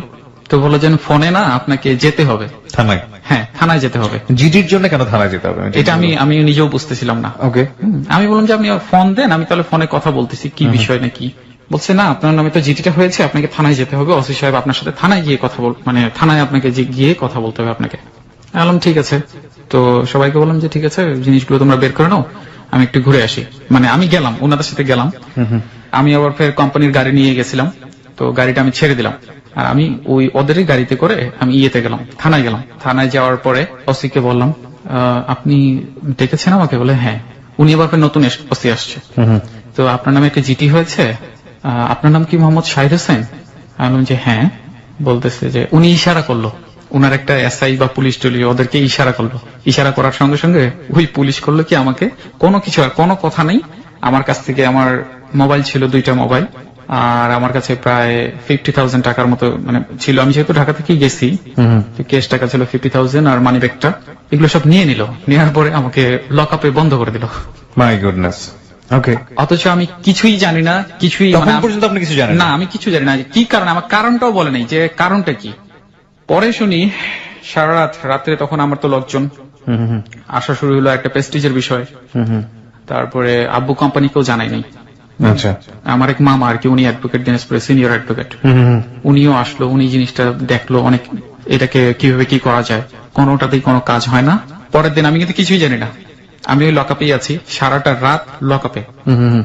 না, আমার আর অত টেনশনও হচ্ছে না যে কি হবে, দেখা যাবে। হ্যাঁ, ওকে, আর কি করবে, হয়তো দেখা গেল রাত্রে রাখলো, কালকে হয়তো ছেড়ে দিবে। কি কারণে হচ্ছে সেটা কিন্তু আপনি তখনও জানেন না? আমি জানি, আমরাও জানি না। হ্যাঁ, না, শুধু বলা হয়েছে আমার নামে একজন একটা জিটি করছে। জিডি করেছে, জিডির কারণে তো এভাবে লক করে রাখার কোনো লজিক নাই। তো গেল সারাটা রাত কারোর সাথে দেখা করতে পারছি না। তো ভর যখন হয়ে আসছে, ওই সময় আমার এক ভাই, উনি বলল আমাকে, সাইদ তোমার নামে তো একটা মামলা করা হয়েছে। মামলা? হ্যাঁ, নাও মামলা আসলো জিডি থেকে। ওকে, কি মামলা করা হয়েছে? মামলা করা হয়েছে ইফ টিচিং মামলা। ইফ টিচিং মামলা? হ্যাঁ। আর ওই সময় এই মামলাটা খুবই প্রচলিত, মানে ওই সময় নাকি প্রথম এটা বের হয়েছে, দ্রুত শাস্তি দিয়ে দেওয়া যায়। হ্যাঁ। পরে আমি শুনি যে ওসি সাহেব যখন মানে এই মামলাটা যখন দেয়, এখানে ওই ছেলেগুলোর নামগুলো আমার এখন মনে আছে। ওই ছেলেদেরই, যার দ্বারা দিছে, ওইটা হচ্ছে একটা, ওই ছেলেদেরই একটা ভাগিনী, মানে বাদী বানাইছে। এরা কারা ছিল? আপনার এলাকারই লোকজন ছিল এই ছেলেগুলা? একজন ছিল এলাকার, আর একজন ছিল আমার এলাকা থেকে একটু দূরে। এটা কি আপনার সব চেনা দিনাজপুরের। পরিচিত ছিল? চেনা পরিচিত ছিল সামহাও? হয়তো আমাকে চিনতো, আমি চিনতাম না। ওই ছেলেগুলাকে আমি পরে চিনছি, যখন তারা আমার এখানে আসছে, আমার প্ল্যান্ট ভিজিট করতে চাইছে, আমার সাথে কয়েকবার কথা বলছে। বাই দ্য ওয়ে, আপনার প্ল্যান ভিজিট তো সাধারণ একজন মানুষগুলো বুঝতে পারবে না যেখানে হ্যাঁ। কি হচ্ছে। হ্যাঁ, নিশ্চয়ই তারা আপনার কাছ থেকে যদি আইডিয়াটা নিতে চাইতো হ্যাঁ। বা আইডিয়া চুরি করতে চাইতো, হোয়াট এভার দ্য আইডিয়া, তারা নিশ্চয়ই শিক্ষিত ছিল। কারা অবশ্যই। ছিল আসলে এরা? এরা 3 জন ছিল বুয়েটের স্টুডেন্ট। বুয়েট মানে ঢাকা ইউনিভার্সিটি, হ্যাঁ, বুয়েটের পাশে যে student। বুয়েট, সেই বুয়েট। হ্যাঁ, আর একজন ছিল দিনাজপুর পলিটেকনিকের স্টুডেন্ট, আর আরেকজন ছিল হচ্ছে দিনাজপুর সরকারি কলেজের স্টুডেন্ট। আর ইউ শিওর তারা বুয়েটের স্টুডেন্ট ছিল? ইয়েস। My goodness. হ্যাঁ, নাও দ্য স্টোরি যাই হোক, আমি কি বলবো, তো আমি পরের দিন মানে আমি নিজেও বুঝতে পারতেছি না যে এখন আমার কি করা দরকার। মানে ভর হয়ে আসছে আমাকে। সাক্ষী মামলাতে যাদের নামগুলো ছিল তাদের মধ্যে আপনি যেই কোন সাক্ষী ওই সময় যখন মামলাটা মানে মামলার সময় আমি জানি না কারা করছে, মামলাটা কে করছে আমি তখনও জানি না। আমি ভরে শুধু বলল আমাকে ওই রুবেল ভাই যে তোমার নামে একটা মামলা করছে। কি মামলা? ইফটিচিং মামলা। ইফটিচিং মামলা লিখছে কি বলছে এটাও এখন আমরা জানি না। পরের দিন ঈদের দিন কোনো কোর্ট বসে নাই। তারপরে ওই যে এমার্জেন্সি কিছু কোর্ট বসে না, ম্যাজিস্ট্রেট কোর্ট তো না, ওই ম্যাজিস্ট্রেটের রুমে আমাকে নিয়ে গেল। নিয়ে যাওয়ার পর ওখানে জামিন চাওয়া হলো, জামিন দিল না। যাই হোক, ওকে, মানে যেহেতু ঈদের দিন সেদিন ওই জুনিয়র ম্যাজিস্ট্রেট ছিল, তো উনি জামিন দিল না, আমাকে চলে যেতে হলো জেলখানা। ঈদের দিন 17ই নভেম্বর 2010। তখনও আমি জানি না যে মামলাটা কেন করেছে, কারা করেছে, আমি কিন্তু তখনও জানি না মামলা কারা করেছে, কি করেছে, মামলাটা লিখছে কি, আমি কিছুই জানি না। পরের দিন এরকম 2-3 দিন পার হওয়ার পরে যখন কোর্ট খুললো, যেদিন কোর্ট হলো 21 তারিখ সম্ভবত। জি। তা আমি আমার অ্যাডভোকেট যারা ছিল, প্রায় দিনাজপুরের যারা টপ অ্যাডভোকেট ছিল, 16 জন অ্যাডভোকেট দাঁড়ালোই আমার পক্ষে, আপনার পক্ষে। ওকে, হ্যাঁ।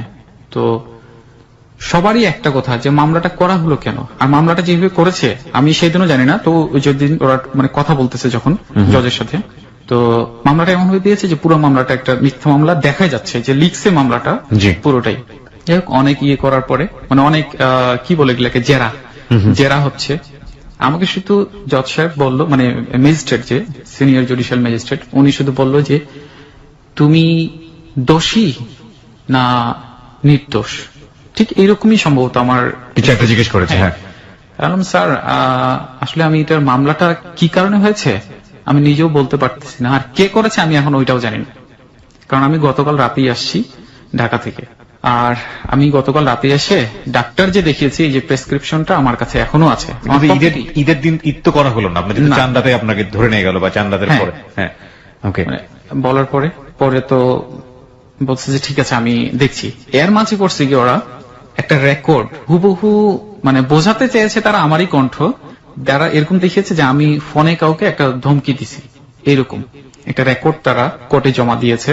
জজ সাহেব শুনলো, শোনার পরে আমি সঙ্গে সঙ্গে বললাম স্যার এটা আপনি আইডেন্টিফাই করেন, স্যার এটা আমার রেকর্ড না, এটা আমি চ্যালেঞ্জ করছি স্যার। ওরা করলো কি, ওরা করছে কি রিমান্ড চায় বসছে আমার, যারা আপনার বিবাদী ওই ছিল। ছেলেগুলা, মানে হ্যাঁ ওই বিবাদী আর কি। এখন জজ মানে ম্যাজিস্ট্রেট উনি সেদিন করলো কি, জামিনও দিল না, মানে রিমান্ডও দিল না। তো পরে সেদিনও আর জামিন হলো না। ওইখান থেকে আমার অ্যাডভোকেট বলল যে এটা এমন ভাবে সাজানো হয়েছে, দিনাজপুর থেকে জামিন পাওয়া খুবই টাফ, এখানে অনেক বড় বড় লোক নাকি হাত আছে এটাতে, এই মামলাতে। পরে আর কি করার, আমি সঙ্গে সঙ্গে তখন না পেরে আব্বুকে বললাম তুমি অফিসে ফোন করো। ফোন করলো অফিসে ফোন করার সঙ্গে সঙ্গে বললো আপনারা সেই দিন রাতে আমাকে জানালেন না কেন, জানালে কিছু একটা করা যায়। আব্বুরা ঢাকায় এসে সব কাগজপত্র ওইখান থেকে কি করতে হয়, মিসকেস করতে হয়, মানে একটা অভিজ্ঞতা হয়েছে তো, ম্যাজিস্ট্রেট কোর্ট থেকে মিসকেস করে জজ কোর্টে আনতে হয়, জজ কোর্ট থেকে একটা আবার কি যেন করতে হয়, ওইখান থেকে হাইকোর্টে নিয়ে আসলো ওই মামলাটা, হাইকোর্টে নিয়ে আসে, হাইকোর্টে কাগজ সাবমিট করার সঙ্গে সঙ্গে জামিন দিয়ে দিল। এখান থেকে আমি দেখা হলো যে 7-8 দিন প্রায় চলে গেছে এর মাঝেই। পরে আমি দিনাজপুর থেকে আসলাম হাইকোর্টের বেল পেয়ে, এরপরে আমি ঢাকায় আসলাম ওখান থেকে, মানে এই জিনিসগুলো পরে এখন আমি ওখানে পড়তেছি, মানে যখন এই যে কি বলে এটাকে এজাহার মামলা যেটা করে আর কি, যে মামলাটা করেছিল ওইখানে মানে এমন কিছু লিখেছে যেটা মানে একজন মানুষ যখন পড়বে ও নিজেই বুঝতে পারবে যে এটা তো মিথ্যা একটা মামলা। আর কোনো সাক্ষী দেয়নি, যে সাক্ষীগুলো যে নাম যে কারো সামনে এই ঘটনা ঘটছে বা এরকম কিছু, কোনো সাক্ষীর কারো নামই দেওয়া হয়নি। যাই হোক, ঢাকা আসার পর এমডি আমাকে বললো মানে একটু রাগান্বিত সুরেই বলল যে আপনার যখন এটা হয়েছে আপনি আমাকে বললেন না কেন সেদিন, আপনি সেদিন বললেই তো কিছু একটা করা যেত। আলম যে আমি বুঝতেই পারিনি যে তারা আমাকে আটকে দেবে। তো বললো যাই হোক, যেটা হওয়ার হয়ে গেছে। তো ওই ছেলেগুলো তখন থেকে আর কি আরেকটু বেশি ওনাদের সাথে আমার একটা রাগারাগি পর্যায়ে হয়ে গেল, এবং কি বলবো যে একটা শত্রু বলা যায়। তো ওরা এরপরে যেটা হয়েছে, আমি তো আমার এইদিকে প্ল্যান্টের কাজ 2010-এ শেষ হওয়ার কথা, কিন্তু আমি এখানে আটকে যাওয়ার কারণে আমার ওই প্ল্যান্টের কাজটা আরো 2-3 মাস পিছিয়ে গেছে। দেখা হলো তখন আমি 2011-র 28শে এপ্রিল আমার প্ল্যান্টের কাজটা আমি শেষ করি, এবং সেই দিন 28শে এপ্রিলে আমার প্ল্যান্ট কি বলবো ভায়াবল প্রজেক্ট। আপনি তো জামিন পেয়ে গেলেন। হ্যাঁ, এবং জামিনে কি কোনো কন্ডিশন ছিল? 6 মান্থ, 6 মাসের জন্য। হ্যাঁ, তারপরে কি আপনাকে এখনো হাজিরা দিতে হয় নিয়মিত? না না, ওটা রায় হয়ে গেছে। রায় কি ছিল? নির্দোষ খালাস। নির্দোষ খালাস। মানে আপনাকে ভুগতে হলো কতদিন? প্রায় 3 বছর। 3 বছর আপনাকে গিয়ে এখানে হাজিরা দিয়ে আসতে হয়েছে। হ্যাঁ। এবং এই ইফটিজ মামলাতে। হ্যাঁ। আপনার এলাকায় আপনার সম্পর্কে লোকজন খারাপ সবাই আমার কাছে প্রথমে মনে হয়েছে যে এরকম, কিন্তু সবাই আমাকে ওরাই আরো আমাকে সান্ত্বনা দিয়েছে। এলাকার লোকজন? হ্যাঁ, লাইফে এরকম অনেক কিছুই হয়। দ্য থিং ইজ দ্যাট এই মানুষটা অনেক দারুণ একটা কিছু আবিষ্কার করেছে, যেটা আমাদের বিদ্যুতের জন্য অনেক বড় একটা ইনোভেশন বলে আমরা মনে করছি। ওর জায়গা থেকে এখন পর্যন্ত এটা একটা বিশাল অ্যাচিভমেন্ট, এবং আপনারা পুরো লাইফের ডায়াগ্রামটাই শুনলেন। এবং সেটার জন্য নেগেটিভ ফোর্সেস যেটা হলো, ওর কাছ থেকে এটা ছিনাই নেওয়ার জন্য হোক বা যে কোনো কারণেই হোক না কেন, ওকে একটা মামলায় ফাঁসিয়ে দেওয়া হলো, এবং 3 বছর ও এটার পেছনে দৌড়িয়েছে। 3 বছর পরে ওকে বেকসুর খালাস দেওয়া হলো। এই যে একটা প্যাচ, এই প্যাচটা জীবনে অবশ্যই আছে। এবং একটা কথা বলা হয়ে থাকে যে life is not bed of roses, এবং যে কোনো সফলতার পেছনেই এক ধরনের অবস্টাকল থাকবেই, এবং অবস্টাকল না থাকলে নাকি সেটা সাকসেসই না। কিন্তু কেন, প্রয়োজনটা কি, কেন করতে হবে, একটা মানুষকে কেন পিছিয়ে দিতে হবে? যাই হোক, আপনার কোম্পানির প্রসঙ্গে আপনি আসছিলেন। হ্যাঁ, যখন 28শে এপ্রিল যখন আমার প্ল্যানটা কমপ্লিট হলো, দেন ওই সময়ই আমার যে কোম্পানি যাদের সাথে এগ্রিমেন্ট ছিল আমার, জি, তো ওই কোম্পানি হঠাৎ করে লস করছে, এবং এক পর্যায়ে দেখা গেল যে কোম্পানি বন্ধ প্রায়। মানে কি আপনার প্রজেক্ট রান হওয়ার পরে লস করলো? রান হওয়ার পরে। কেন লস কেন করলো? এই প্রজেক্টে লস না, কোম্পানির তো এটা একটা ছিল রিসার্চ, একটা পার্টিকুলার প্রজেক্ট। হ্যাঁ হ্যাঁ, ওনারা তো ওনাদের বিজনেস আলাদা ছিল। ওকে। এবং আরো বিভিন্ন কারণে কোম্পানি কিন্তু বন্ধ হয়ে গেল। আচ্ছা। তারপরেও এখনো ওই প্ল্যান্ট, যে প্ল্যানটা করেছি আমরা, এই প্ল্যানটা এখনো ওই কোম্পানির জায়গাতেই আছে। মানে ওই কোম্পানির নামেই আছে? না না, আমার এখন কোম্পানির জায়গাতেই এটা থাকবে, কিন্তু যদি কোম্পানি বন্ধ হয়ে যায় সেক্ষেত্রে আপনার প্ল্যানটা কি কোম্পানির নামেই থেকে যাবে? না, ওটা আমার নামে আছে এখন।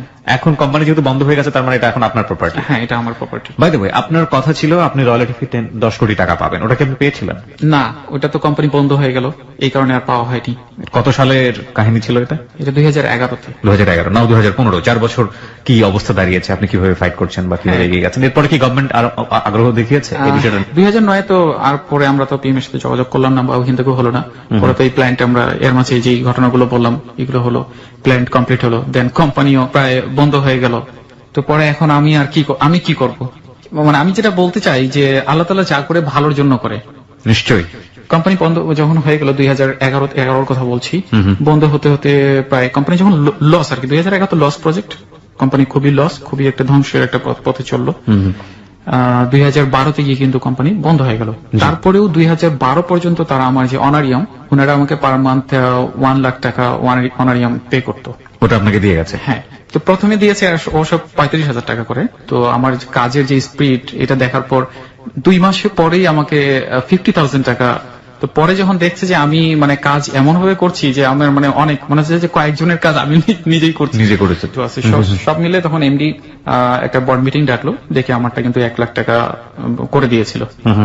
তো 2012-তে এই অনারিয়ামটা বন্ধ হয়েছে। আমার যেহেতু কোম্পানি বন্ধ, প্ল্যান্ট কমপ্লিট হয়ে গিয়েছে, মোটামুটি ডায়াগ্রাম যেটা করেছিলাম ওইটাকে আরো আপডেট করেছি, আপগ্রেড করেছি। এখন আর কি করব, এই চিন্তায় আমি ওই সময় ব্যস্ত। এখন চেষ্টা করলাম যে এটার প্যাটেন্টের যে বিষয়টা, জি, আমি কিন্তু ওই সময় পর্যন্ত জানি না যে প্যাটেন্ট কিভাবে করতে হয়। ওকে। আমি জানি প্যাটেন্ট করতে হয়, বাট কিভাবে করতে হয় এটা আমি জানতাম না। বিভিন্ন জনের সাথে যোগাযোগ করলাম যারা এগুলার এই সম্পর্কে মানে অভিজ্ঞ। জি। আমার যে ব্যারিস্টার ছিল, মানে আমি যে ব্যারিস্টারের দ্বারা এই যে আমার যে মামলার কথা বলছি, ওই ব্যারিস্টারের সাথে কথা বললাম। তো উনি আমাকে অনেক পরামর্শ দিল যে প্যাটেন্ট কিভাবে করতে হয়। মানে এর মাঝে দেখা গেল যে আমি বেশ কিছু লোকের সাথে আমার পরিচয় হলো, যেমন আছে মাসুদ ভাই, মাহবুব ভাই, নাসির ভাই, তারপরে আরো শরীফুল। এরা সবাই এক একটা ইউনিভার্সিটির, কেউ আছে ব্র্যাকের, কেউ আছে বুয়েটের, জাহাঙ্গীরনগরের, কেউ আছে গ্রিন ইন্টারন্যাশনাল ইউনিভার্সিটির, কেউ আছে ইউআইইউর। একটা টিম আমি গঠন করলাম ওই সময় 2012 কথা বলছি। পরিচয়ের ভিত্তিতে উনাদেরকে আমার ভালো লাগলো এবং উনারাও প্রপোজ করলো, আর আমার কাছেও মনে হয়েছে যে না, আমার এখন একটা টিম ফর্ম করা দরকার। ওকে, তো আমি একটা টিম তৈরি করলাম কয়েকজন মিলে এটাকে নিয়ে কাজ করার জন্য। তো আমরা 2012 অনেক চেষ্টা করলাম এটাকে নিয়ে, প্যাটেন্ট, তারপরে প্যাটেন্ট লেখালেখি শুরু করলাম 2012তেই। জি। তো প্যাটেন্ট লিখতে কিন্তু অনেক প্রসেস প্যাটেন্টের জন্য, এটা সময় লাগতেছিল। তারপরে ডিজাইনের বিষয়গুলো ছিল 2D 3D, অনেক প্যাটেন্টের জন্য তো 2D দরকার হয়। 2012 থেকে 2013 মানে এই কয়েক মাস এরকম করতেই কেটে গেল। 2013তে জানুয়ারি মাসে সম্ভবত আমরা যে টিমটা ফর্ম করলাম কয়েকজন মিলে, আমরা সিদ্ধান্ত নিলাম যে এটাকে একটা প্রেজেন্টেশন মানে প্রদর্শনীর মতো আর কি করব আমরা। এটার জন্য আমরা প্রিপারেশন নেওয়া শুরু করলাম, আমাদের পুরো টিম। মানে আমার ওই সময় আমি আর একা নেই, আমার পুরো একটা টিম আছে। ওকে। তো 2013তে পুরো একটা বছর এটা নিয়ে আমরা স্টাডি করলাম। আচ্ছা। পুরো একটা লিটারেচার তৈরি করলাম এই প্রজেক্টের উপর। তো লিটারেচার তৈরি করতে প্রায় 1 বছর সময় লেগেই গেল, এবং এর মাঝে আমরা বিভিন্ন ইউনিভার্সিটি, বিভিন্ন প্রফেসর, বিভিন্ন সায়েন্টিস্ট যারা আছেন ইনাদের সাথে যোগাযোগ করা শুরু করলাম, এবং এটা নিয়ে আমরা আলোচনা করা শুরু করলাম যে এটা কিভাবে, এখন এটা যেহেতু একটা প্ল্যান্ট রান করছে, তো এখন তো কারো আর মানে বলার কোনো যৌক্তিকতাই নেই যে এটা ফলস কোন প্রজেক্ট, যেহেতু প্ল্যান্ট এখন রান করছে, একটা প্রুফড আছে আমার কাছে। ওকে। তো আমরা বিভিন্ন ইউনিভার্সিটি, বিভিন্ন প্রফেসরদের সাথে যোগাযোগ করা শুরু করলাম, ইনক্লুডিং বুয়েট, আরো যারা আছেন যেমন শমশের আলী স্যার আছেন, আরো বেশ কিছু ইউনিভার্সিটির, ব্র্যাক ইউনিভার্সিটি আছে। তো এক পর্যায়ে বুয়েটের এক প্রফেসরের সাথে আমরা কথা বললাম, যথেষ্ট হেল্প করলো আমাদেরকে, এবং শমশের আলী স্যার, ওনার সাথে পরিচয় হলো। স্যারের কাছে যেদিন আমরা ফার্স্ট গেলাম, স্যার এক কথাই বলেন, মানে প্রথমে তো উনি কোনো মতেই বিশ্বাস করবে না। স্যার বলতেছে এটা কোনো দিনও সম্ভব না। আমরা যেভাবে ওনাকে বললাম যে স্যার এরকম একটা প্রযুক্তি আমরা ইনভাইট করেছি, মানে উনি প্রথমে এটা নিয়ে কথাই বলবে না, বলছে যে এটা কোনোদিন সম্ভব না। আমরা বললাম স্যার প্ল্যান্ট এখন রান করতেছে, স্যার আপনি আগে একটু ভিজিট করে আসেন প্ল্যান্টটা, দেন তারপরে আপনি এই কমেন্টসটা করেন। অনেকক্ষণ চুপ থাকলো, তারপরে বলছে যে আচ্ছা ঠিক আছে, আমি আগে দেখবো। তো উনাকে আমরা নিয়ে গেলাম, প্রজেক্টে নিয়ে গেলাম, এবং পুরো মেশিন ওনাকে আমরা দেখালাম। দেখার পরে উনি বাসায় আসলো, বাসায় আসার পর আমরা সহ আসলাম। তো উনি চুপ, মানে একদম চুপ হয়ে আছে, উনি কি বলবে বুঝতে পারতেছে না। পরে উনি একটাই কথা বললো যে এটা যত তাড়াতাড়ি সম্ভব প্যাটেন্ট করো, রাইট, যত তাড়াতাড়ি সম্ভব তোমার এটার জন্য। তখন স্যার নিজ থেকে বললো যে তোমার এইটার জন্য প্যাটেন্ট করার জন্য কি দরকার, কেন করতেছো না প্যাটেন্ট? আমি বললাম স্যার আসলে প্যাটেন্টটা কি করতে হবে আমি নিজে মানে কিভাবে করতে হয় কিন্তু আমার জানা নেই। তখন বললো আমি তোমাদেরকে বলতেছি প্যাটেন্টটা কিভাবে করতে হয়, এবং এটার জন্য তোমাদের যা যা ব্যবস্থা করা দরকার। উনি উনার এক পরিচিত অ্যাডভোকেট ছিল, যা কি আইপি অ্যাডভোকেট আর কি, উনার কথা বললেন। তো আমরা উনার সাথে মিট করলাম। প্রথমে মিট করলাম হচ্ছে সাউথ ইস্টের ল ডিপার্টমেন্টের চেয়ারম্যান, উনার সাথে। তো উনি বললো যে এটা আমার থেকে ভালো ওই ব্যারিস্টার নাসির আলম পারবে। হ্যাঁ, তো উনার সাথে আমরা মিট করলাম, উনি মিট করে দিল। পরে ওনার সাথে মিট করার পর উনি জিনিসটা আগে বললো যে এটা তো বিশ্বাস করাই টাফ। ব্যারিস্টারও একই কথা বললো, ঠিক আছে কে পাঠিয়েছে? বললো স্যার। বললো যে আচ্ছা ঠিক আছে, তবে আমি তার আগে প্ল্যান্ট আমি আগে দেখবো। ওকে। হ্যাঁ, আমি প্ল্যান্ট না দেখে এটার উপর কাজ শুরু করবো না। আচ্ছা। কারণ এখন আমি কাজ শুরু করতে পারি, কাজ শুরু করলে আপনারা আমার যে ফি এটা আপনারা দিতে পারবেন না। তো ওনাকে আমরা নিয়ে গেলাম আমাদের প্ল্যান্টে, প্ল্যান্ট দেখালাম, রান করলাম। প্ল্যান্ট তো রান করতেছে একটা ইন্ডাস্ট্রির ভিতরে। তো উনি দেখে বললো যে ওকে, এখন এটার জন্য যা কিছু করার দরকার হয় এটা আমি করব, প্যাটেন্টের জন্য যা যা করা দরকার। আর আমি আপনাদের কাছে যেটা মানে একটা আবদার, সেটা হলো আমি আপনাদের এই টিমের মানে এই আমরা যেটা নাম দিয়েছি, নামটা দিয়েছে শমশের আলী স্যার, যে হেকমত conversion technology, that is heavy circular moving objects triggering energy. এটার নাম দিয়েছে হেকমত। হ্যাঁ, হেকমত সংক্ষেপে। তো উনি বলতেছে আপনাদের এই হেকমত টেকনোলজির স্ট্র্যাটেজিক অ্যান্ড মানে লিগ্যাল অ্যান্ড স্ট্র্যাটেজিক অ্যাডভাইজার হিসেবে আমি থাকবো, এটা হচ্ছে উনার প্রপোজাল ছিল। আমরা বললাম যে এটা আমাদের জন্য আলহামদুলিল্লাহ। এদিক থেকে শমশের আলী স্যার ওই একই কথাই বললো যে এটার জন্য যা যা করা দরকার আমি করবো, তোমরা। আমি বললাম যে স্যার তাহলে আপনি তাহলে আমাদের অ্যাডভাইজার হিসেবেই আসেন, আপনি যদি আসেন তো আমরা খুশি হব। ওকে। হ্যাঁ, স্যার রাজি হলো। এট এ টাইম বুয়েটের একজন প্রফেসর, উনিও আমাদের সাথে এড হলেন। এড হয়ে আমরা এটা নিয়ে আরো কি করা যায়, এটা নিয়ে কতটুকু একটা মানুষকে বোঝাতে হলে তো এটার একটা বাস্তব একটা ব্যাখ্যা দাঁড় করতে হবে। এইটা নিয়ে আমরা কাজ শুরু করলাম এট এ টাইম ওই ব্যারিস্টার সাহেব প্যাটেন্টের জন্য। তো এইটা করতে করতে 2013 পুরোটাই শেষ হয়ে গেল। 2013-তে গিয়ে আমরা একটা প্রেজেন্টেশন দিলাম। কাকে? এটা দিলাম হচ্ছে স্যাররা যারা ছিল। Presentation for what? কি জন্য প্রেজেন্টেশন? না, এটা আমরা নিজেরা নিজেদের মধ্যে, মানে স্যার, এখানে স্যার ছিল, ওই বুয়েটের। I think you got a good team. এর মধ্যে আপনি একটা বড় স্ট্রেংথ পেয়ে গেছেন, একটা ভালো টিম পেয়ে গেছেন। হ্যাঁ, জি জি। তারপর প্রেজেন্টেশনটা দিলাম স্যারদের কাছে, সবাই বললো যে না, এটা পারফেক্ট একটা প্রেজেন্টেশন হয়েছে, এখন কি আর করার। ততদিনে কি আপনার এই জিনিসগুলো কি ব্যবহার হয়ে যাচ্ছে? মানে যেটা হয় না যে বিদ্যুৎ উৎপন্ন হচ্ছে, কোথাও না কোথাও কাজে লাগছে, কোথায় হচ্ছিল ওই সময়টা? এটা তো বলেছিলাম যে 2011-তেই রান করেছি, 28শে এপ্রিল। ওই সময় থেকে এখন পর্যন্ত রান করছি, সেটা টঙ্গীর একটা ফ্যাক্টরিতে। কত কেভি উৎপন্ন হচ্ছে?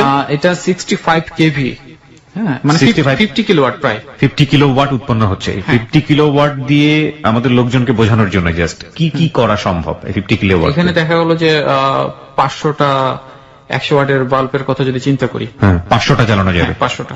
ওকে, কি পরিমাণ কস্ট হয় এই 50 কিলোওয়াট উৎপন্ন করতে? প্রোডাকশন কস্ট না, আমি যদি কম্পারেটিভলি বলি, আমার এক্সিস্টিং সিস্টেমে কি পরিমাণ কস্ট হচ্ছে, আপনার ওখানে কি পরিমাণ কস্ট হচ্ছে? প্রোডাকশন কস্টের জন্য আমার এখানে প্রায় পার কিলোওয়াট আওয়ার 20 পয়সার মতো কস্টিং পড়ে।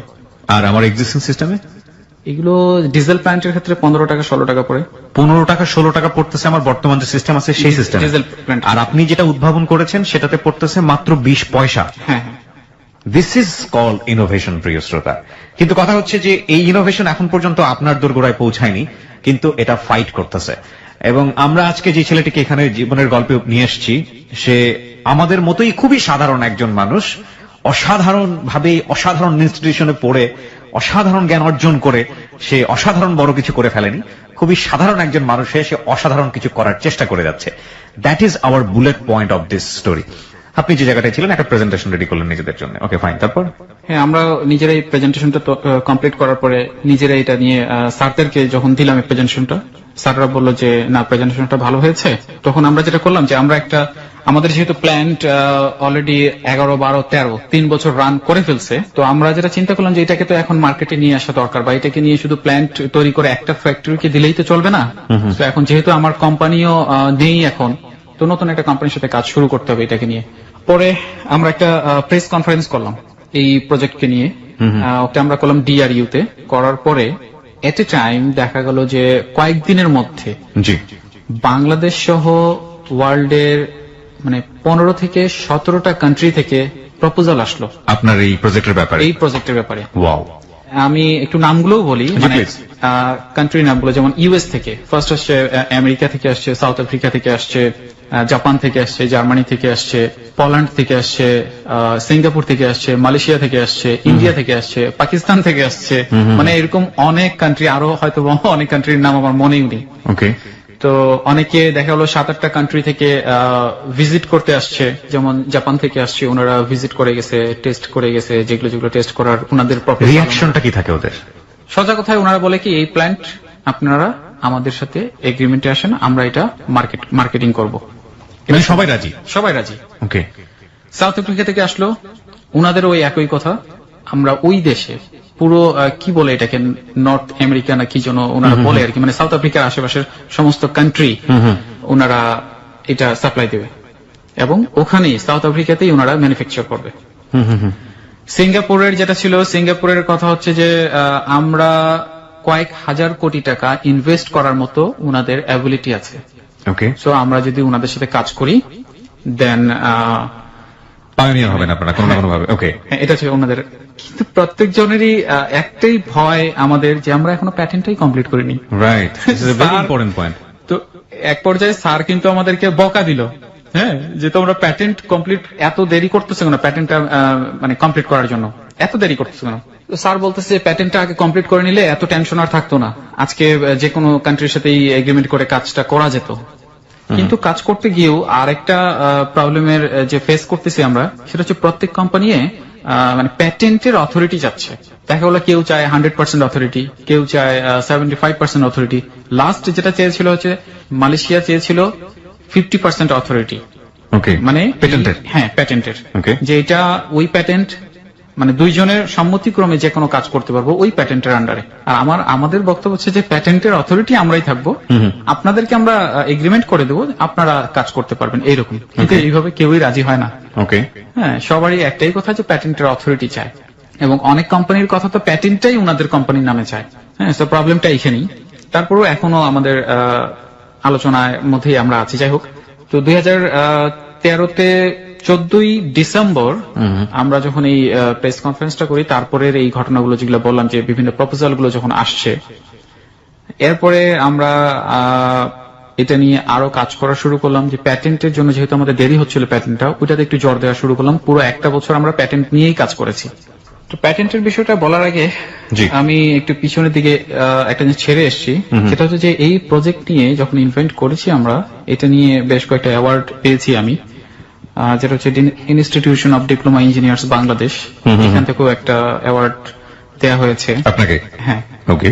এবং সৈয়দপুর যে সেনা ক্যাম্প যেটা আছে, সেনাবাহিনী ক্যান্টনমেন্ট থেকে, ওখান থেকেও মানে কি বলে এটা সম্বর্ধনার মতোই আর কি ওনারা দিয়েছেন। তো যাই হোক, এরপরে এই যে প্যাটেন্টের জন্য যেটা বলছিলাম, প্যাটেন্টের কাজ তো আমরা প্রায় 1 বছর থেকে প্যাটেন্টের কাজ করছি। এর মাঝে যেই প্রপোজাল গুলো আসলো, যেই কান্ট্রি থেকে যারা যারা এখানে ভিজিটে আসলো, সবগুলোই আমরা একটা লিস্ট করলাম কাদের কি রকম প্রপোজাল ছিল। হ্যাঁ, কারা কিভাবে কন্ডিশন দিচ্ছে, কারা মানে বিভিন্ন জনের কন্ডিশন তো আর একরকম হতে পারে না, সবাই মানে বিভিন্ন রকমের কন্ডিশন দিচ্ছে। আমরা যেভাবে চিন্তা করলাম, প্যাটেন্টের অথরিটিটা আমাদের মধ্যেই থাকবে। মানে প্যাটেন্টের অথরিটি হচ্ছে আমরা বলতে আমি নিজেই প্যাটেন্টের অথরিটি, বাট এটাকে নিয়ে যাদের সাথে এগ্রিমেন্ট করবো তারা এটাকে নিয়ে বিজনেস করতে পারবে। কিন্তু বাংলাদেশ থেকে যে প্রপোজাল গুলো আসলো, আমরা বিভিন্ন মিটিং করলাম, বিভিন্ন গ্রুপ অফ ইন্ডাস্ট্রির সাথে মিটিং করলাম। এখানে একটা প্রবলেম যেটা দাঁড়াচ্ছে, যখনই আমরা কথা বলতে যাচ্ছি, প্রত্যেকটা জায়গায় দেখা গেল যে সবাই ম্যাক্সিমাম সময়, যেহেতু আমরা এখন একটা টিম ফর্ম করে ফেলছি, টিম ফর্ম করার কারণে আমার কিন্তু একটু টার্গেট যেটা, আমি অনেক কিছু মানে জানতে পারছি এইটাকে নিয়ে সামনের দিকে আগানোর জন্য কি কি করা দরকার। হ্যাঁ, বা এটাকে নিয়ে বিজনেসের একটা কথা যদি আমরা চিন্তা করি, কিভাবে এটা আগানো যায়। যেমন আমরা জানি যে 51%-এর নিচের কথা যদি মানে বলি, একটা কোম্পানির 51%-এর নিচে মানে হচ্ছে মানে মেজরিটি পার্সেন্ট যাদের হবে তারাই এটার অথরিটি হিসেবে কাজ করে। ঠিক এইরকমই সম্ভবত কিছু একটা।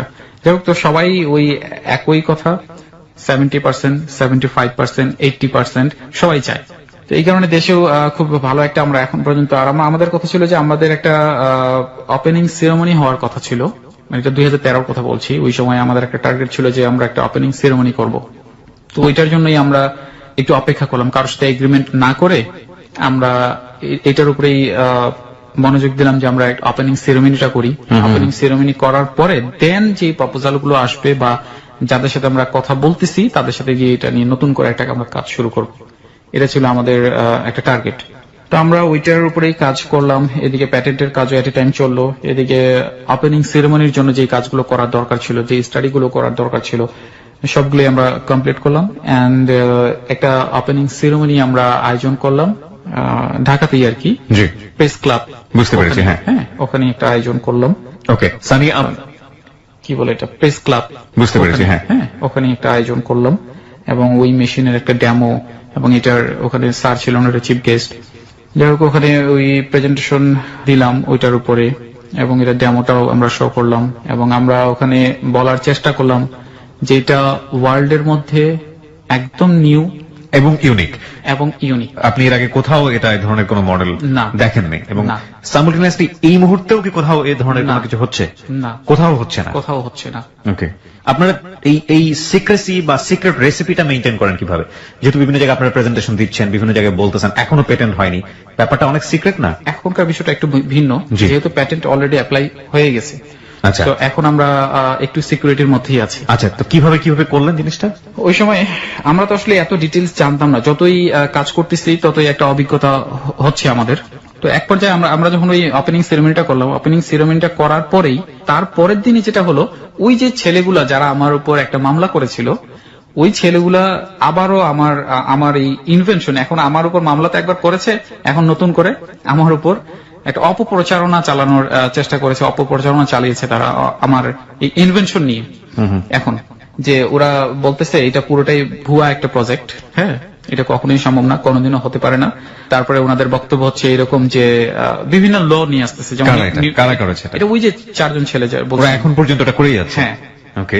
তো ওনাদের কথা হচ্ছে হয় টিমে আমাদেরকে নেন, আর না হলে মানে যেইভাবে বাস দেওয়া যায় আর কি, সরি পড়তে হচ্ছে ওনাদের বক্তব্য। যাই হোক, ওনারা আমার বিরুদ্ধে কত কিছু আজে বাজে কথা লিখছে, তার মধ্যে 90% হচ্ছে মানে বগাস কথাবার্তা। ওনারা কখনোই দেখায় যে নিউটনের থার্ড ল অনুযায়ী এটা কখনো সম্ভব না, তারপরে আবার দেখায় থার্মোডাইনামিক একটা ল আছে, এটার কারণে কোনোদিনও সম্ভব না। তারপরে দেখাচ্ছে যে প্র্যাকটিক্যালি তো হচ্ছে, আমি ল দিয়ে কি করব।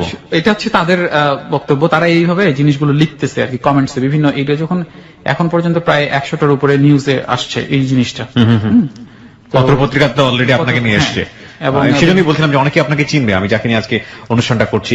বাট এই আপনাকে আমরা যেভাবে আপনার মুখ থেকে আজকে শুনছি, এভাবে একদম আদ্যপান্ত, এইভাবে কি ব্রডলি কোথাও আপনার সম্পর্কে জানা হয়েছে না এখন পর্যন্ত? না।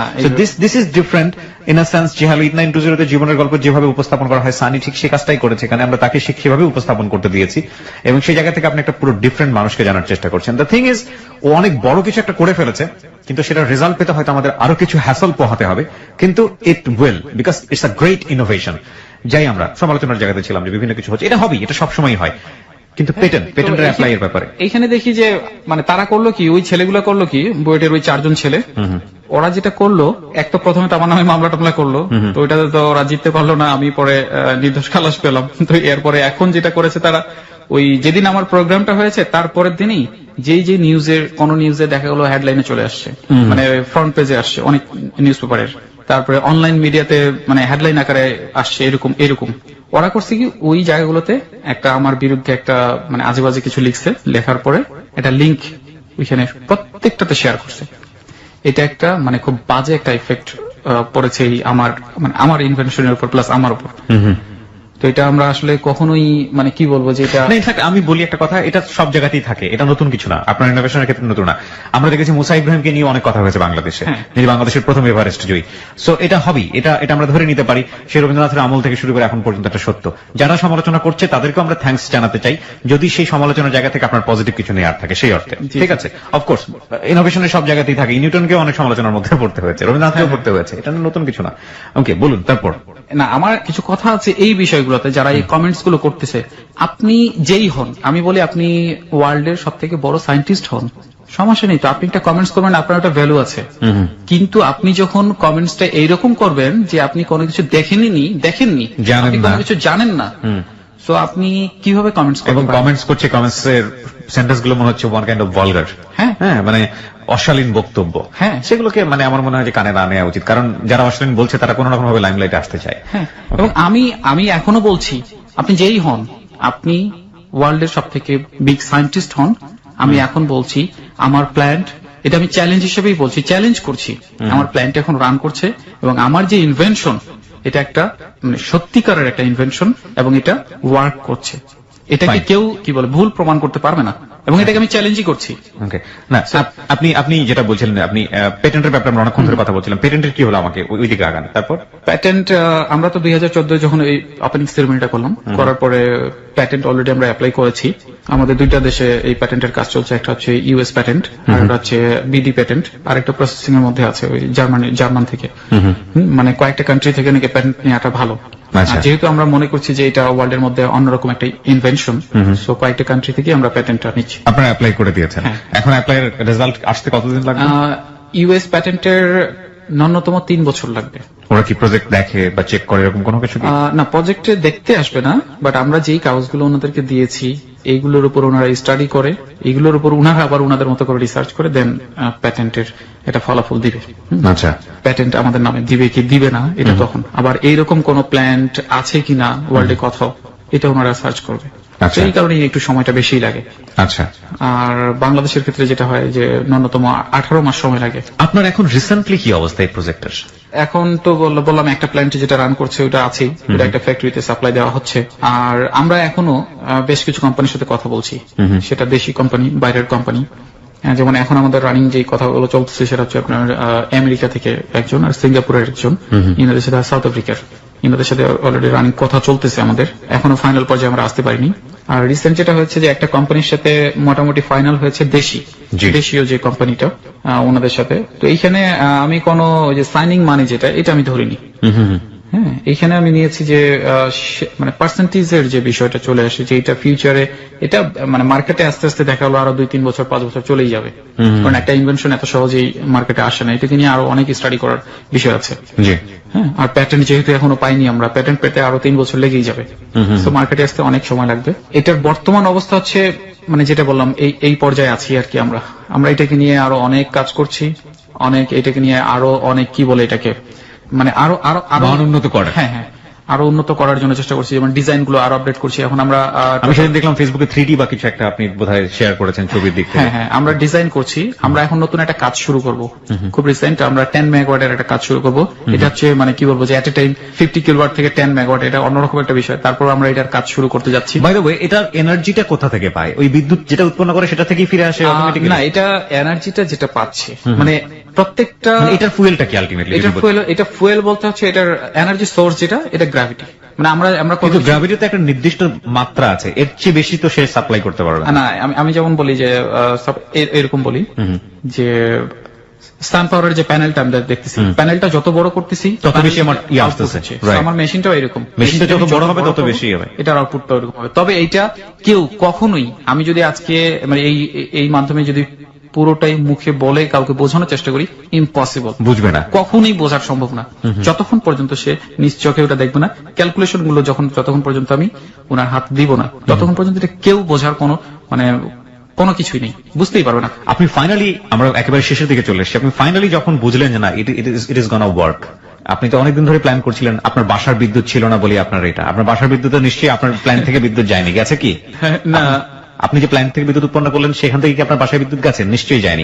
পরবর্তীতে আপনার বিদ্যুৎ এসছে, আমরা জানি। কিন্তু আমার কথা হচ্ছে যে আপনি যখন বুঝলেন যে না ইজ গনা ওয়ার্ক, এটা কাজ হচ্ছে এবং কাজ হবেই এটা দিয়ে, আপনার ফিলটা কি ছিল, অনুভূতিটা কি ছিল? আমি আসলে বলে বোঝাতে পারবো না।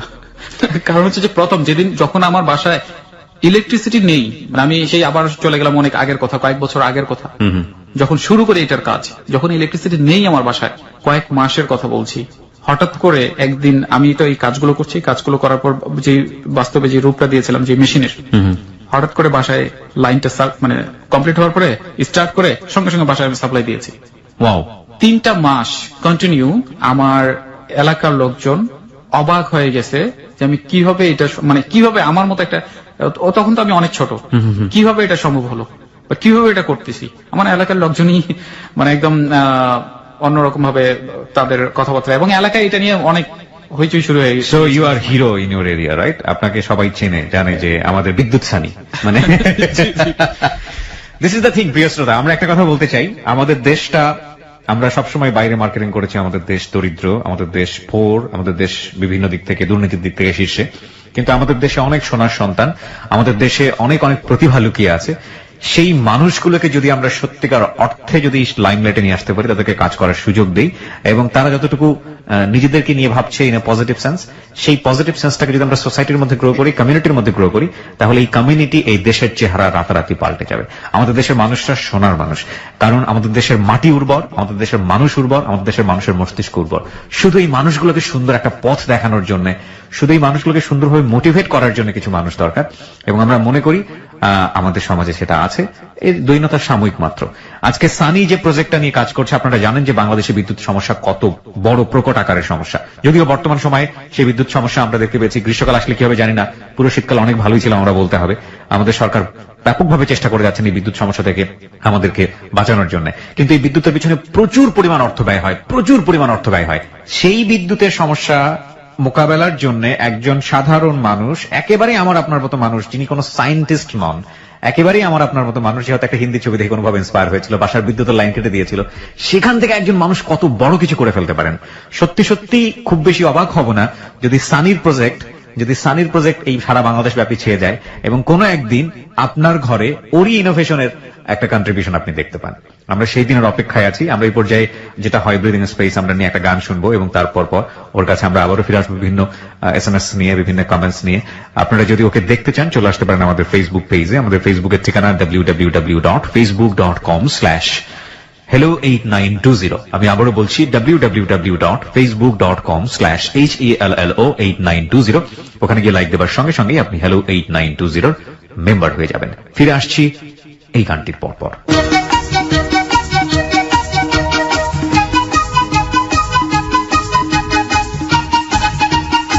presents Hello 8920 Close Up. The closer, the better. সেটাই চলছে।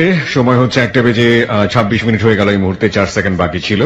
আপনারা সবাই শুনছেন এবিসি রেডিও এফএম 89.2। আমি আরজি কিবরিয়া আপনার সঙ্গে রয়েছি এবং প্রাউডলি প্রেজেন্স যেটাকে বলে, আমরা আজকে সানির জীবনের গল্প এখানে প্রেজেন্স করেছি এবং সানি অনেক ভালো কিছু করবে ভবিষ্যতে, সেরকম কথা লিখেছেন অনেক অনেক বন্ধু। এখানে সাগর লিখেছে, সাগর হাসান নামের এক বন্ধু, অসাম সানি ভাই।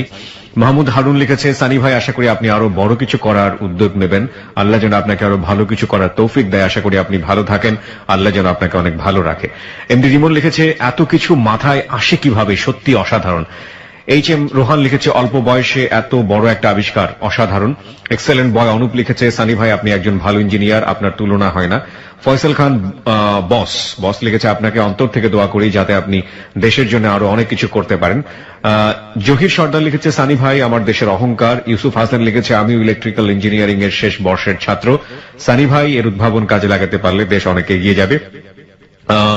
স্টিফার তঞ্জির লিখেছে, সানি ভাই আপনি নিজে একটা কোম্পানি খুলে এটাকে বাণিজ্যিক ভিত্তিতে তৈরি করা শুরু করেন, আপনি এগুলো বিদেশে সেল করেন, এটা দিয়ে সারা বিশ্বের বর্তমান পাওয়ার প্রবলেম সলভ করা সম্ভব।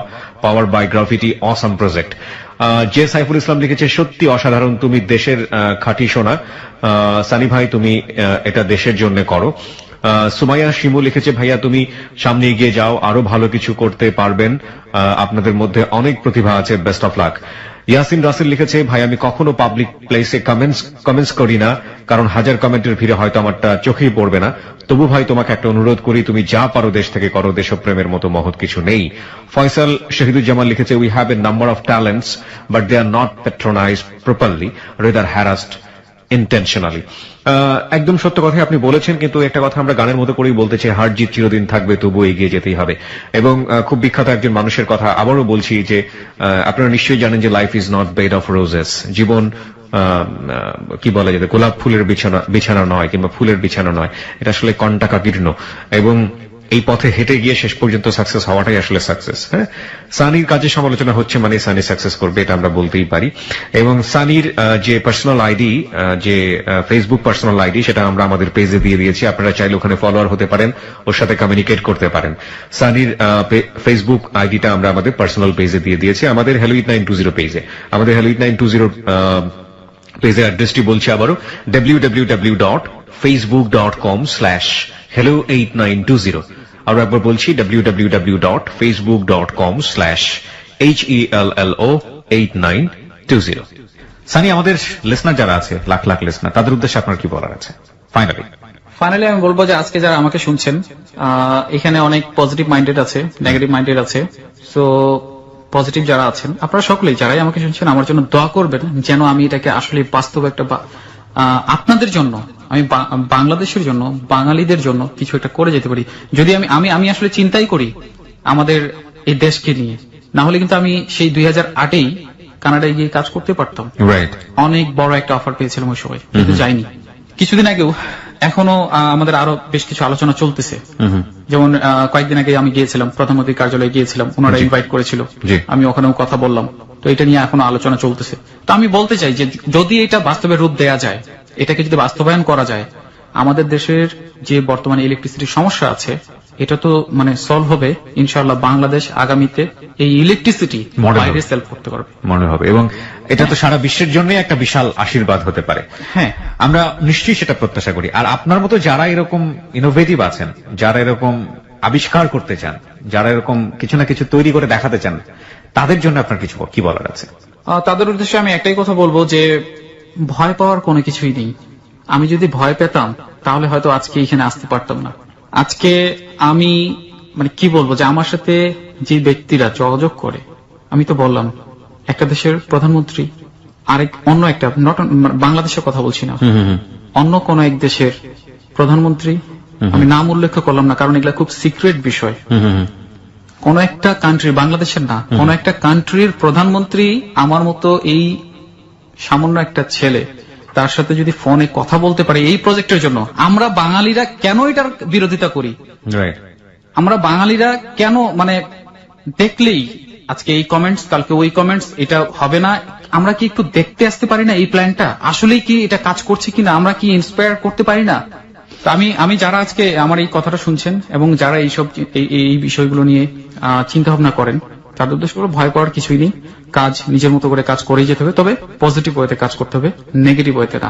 এবং আমি আরেকটা কথা বলতে চাই সবার উদ্দেশ্যে, সেটা হচ্ছে যে যদি খুব বিখ্যাত একজন মানুষের কথা আছে, আমি বারবারই বিখ্যাত বলে কিন্তু নামটা ভুলে যাই, যদি আপনার কাজে সমালোচনা না হয়, যদি আপনার কাজে বাধা না আসে, মানে এটা খুব বড় একজন বিখ্যাত বিজনেসম্যানের কথা, সম্ভবত ইন্ডিয়ান সাবকন্টিনেন্টের একজন বিজনেসম্যান, যদি আপনার কাজে সমালোচনা না আসে, যদি আপনার কাজ বাধাপ্রাপ্ত না হয়, যদি আপনি কারো দ্বারা ক্রিটিসাইজ না হন, যদি আপনি কারো হিংসার পাত্রও না হন, তাহলে বুঝতে হবে আপনি কোনো কাজই করছেন না।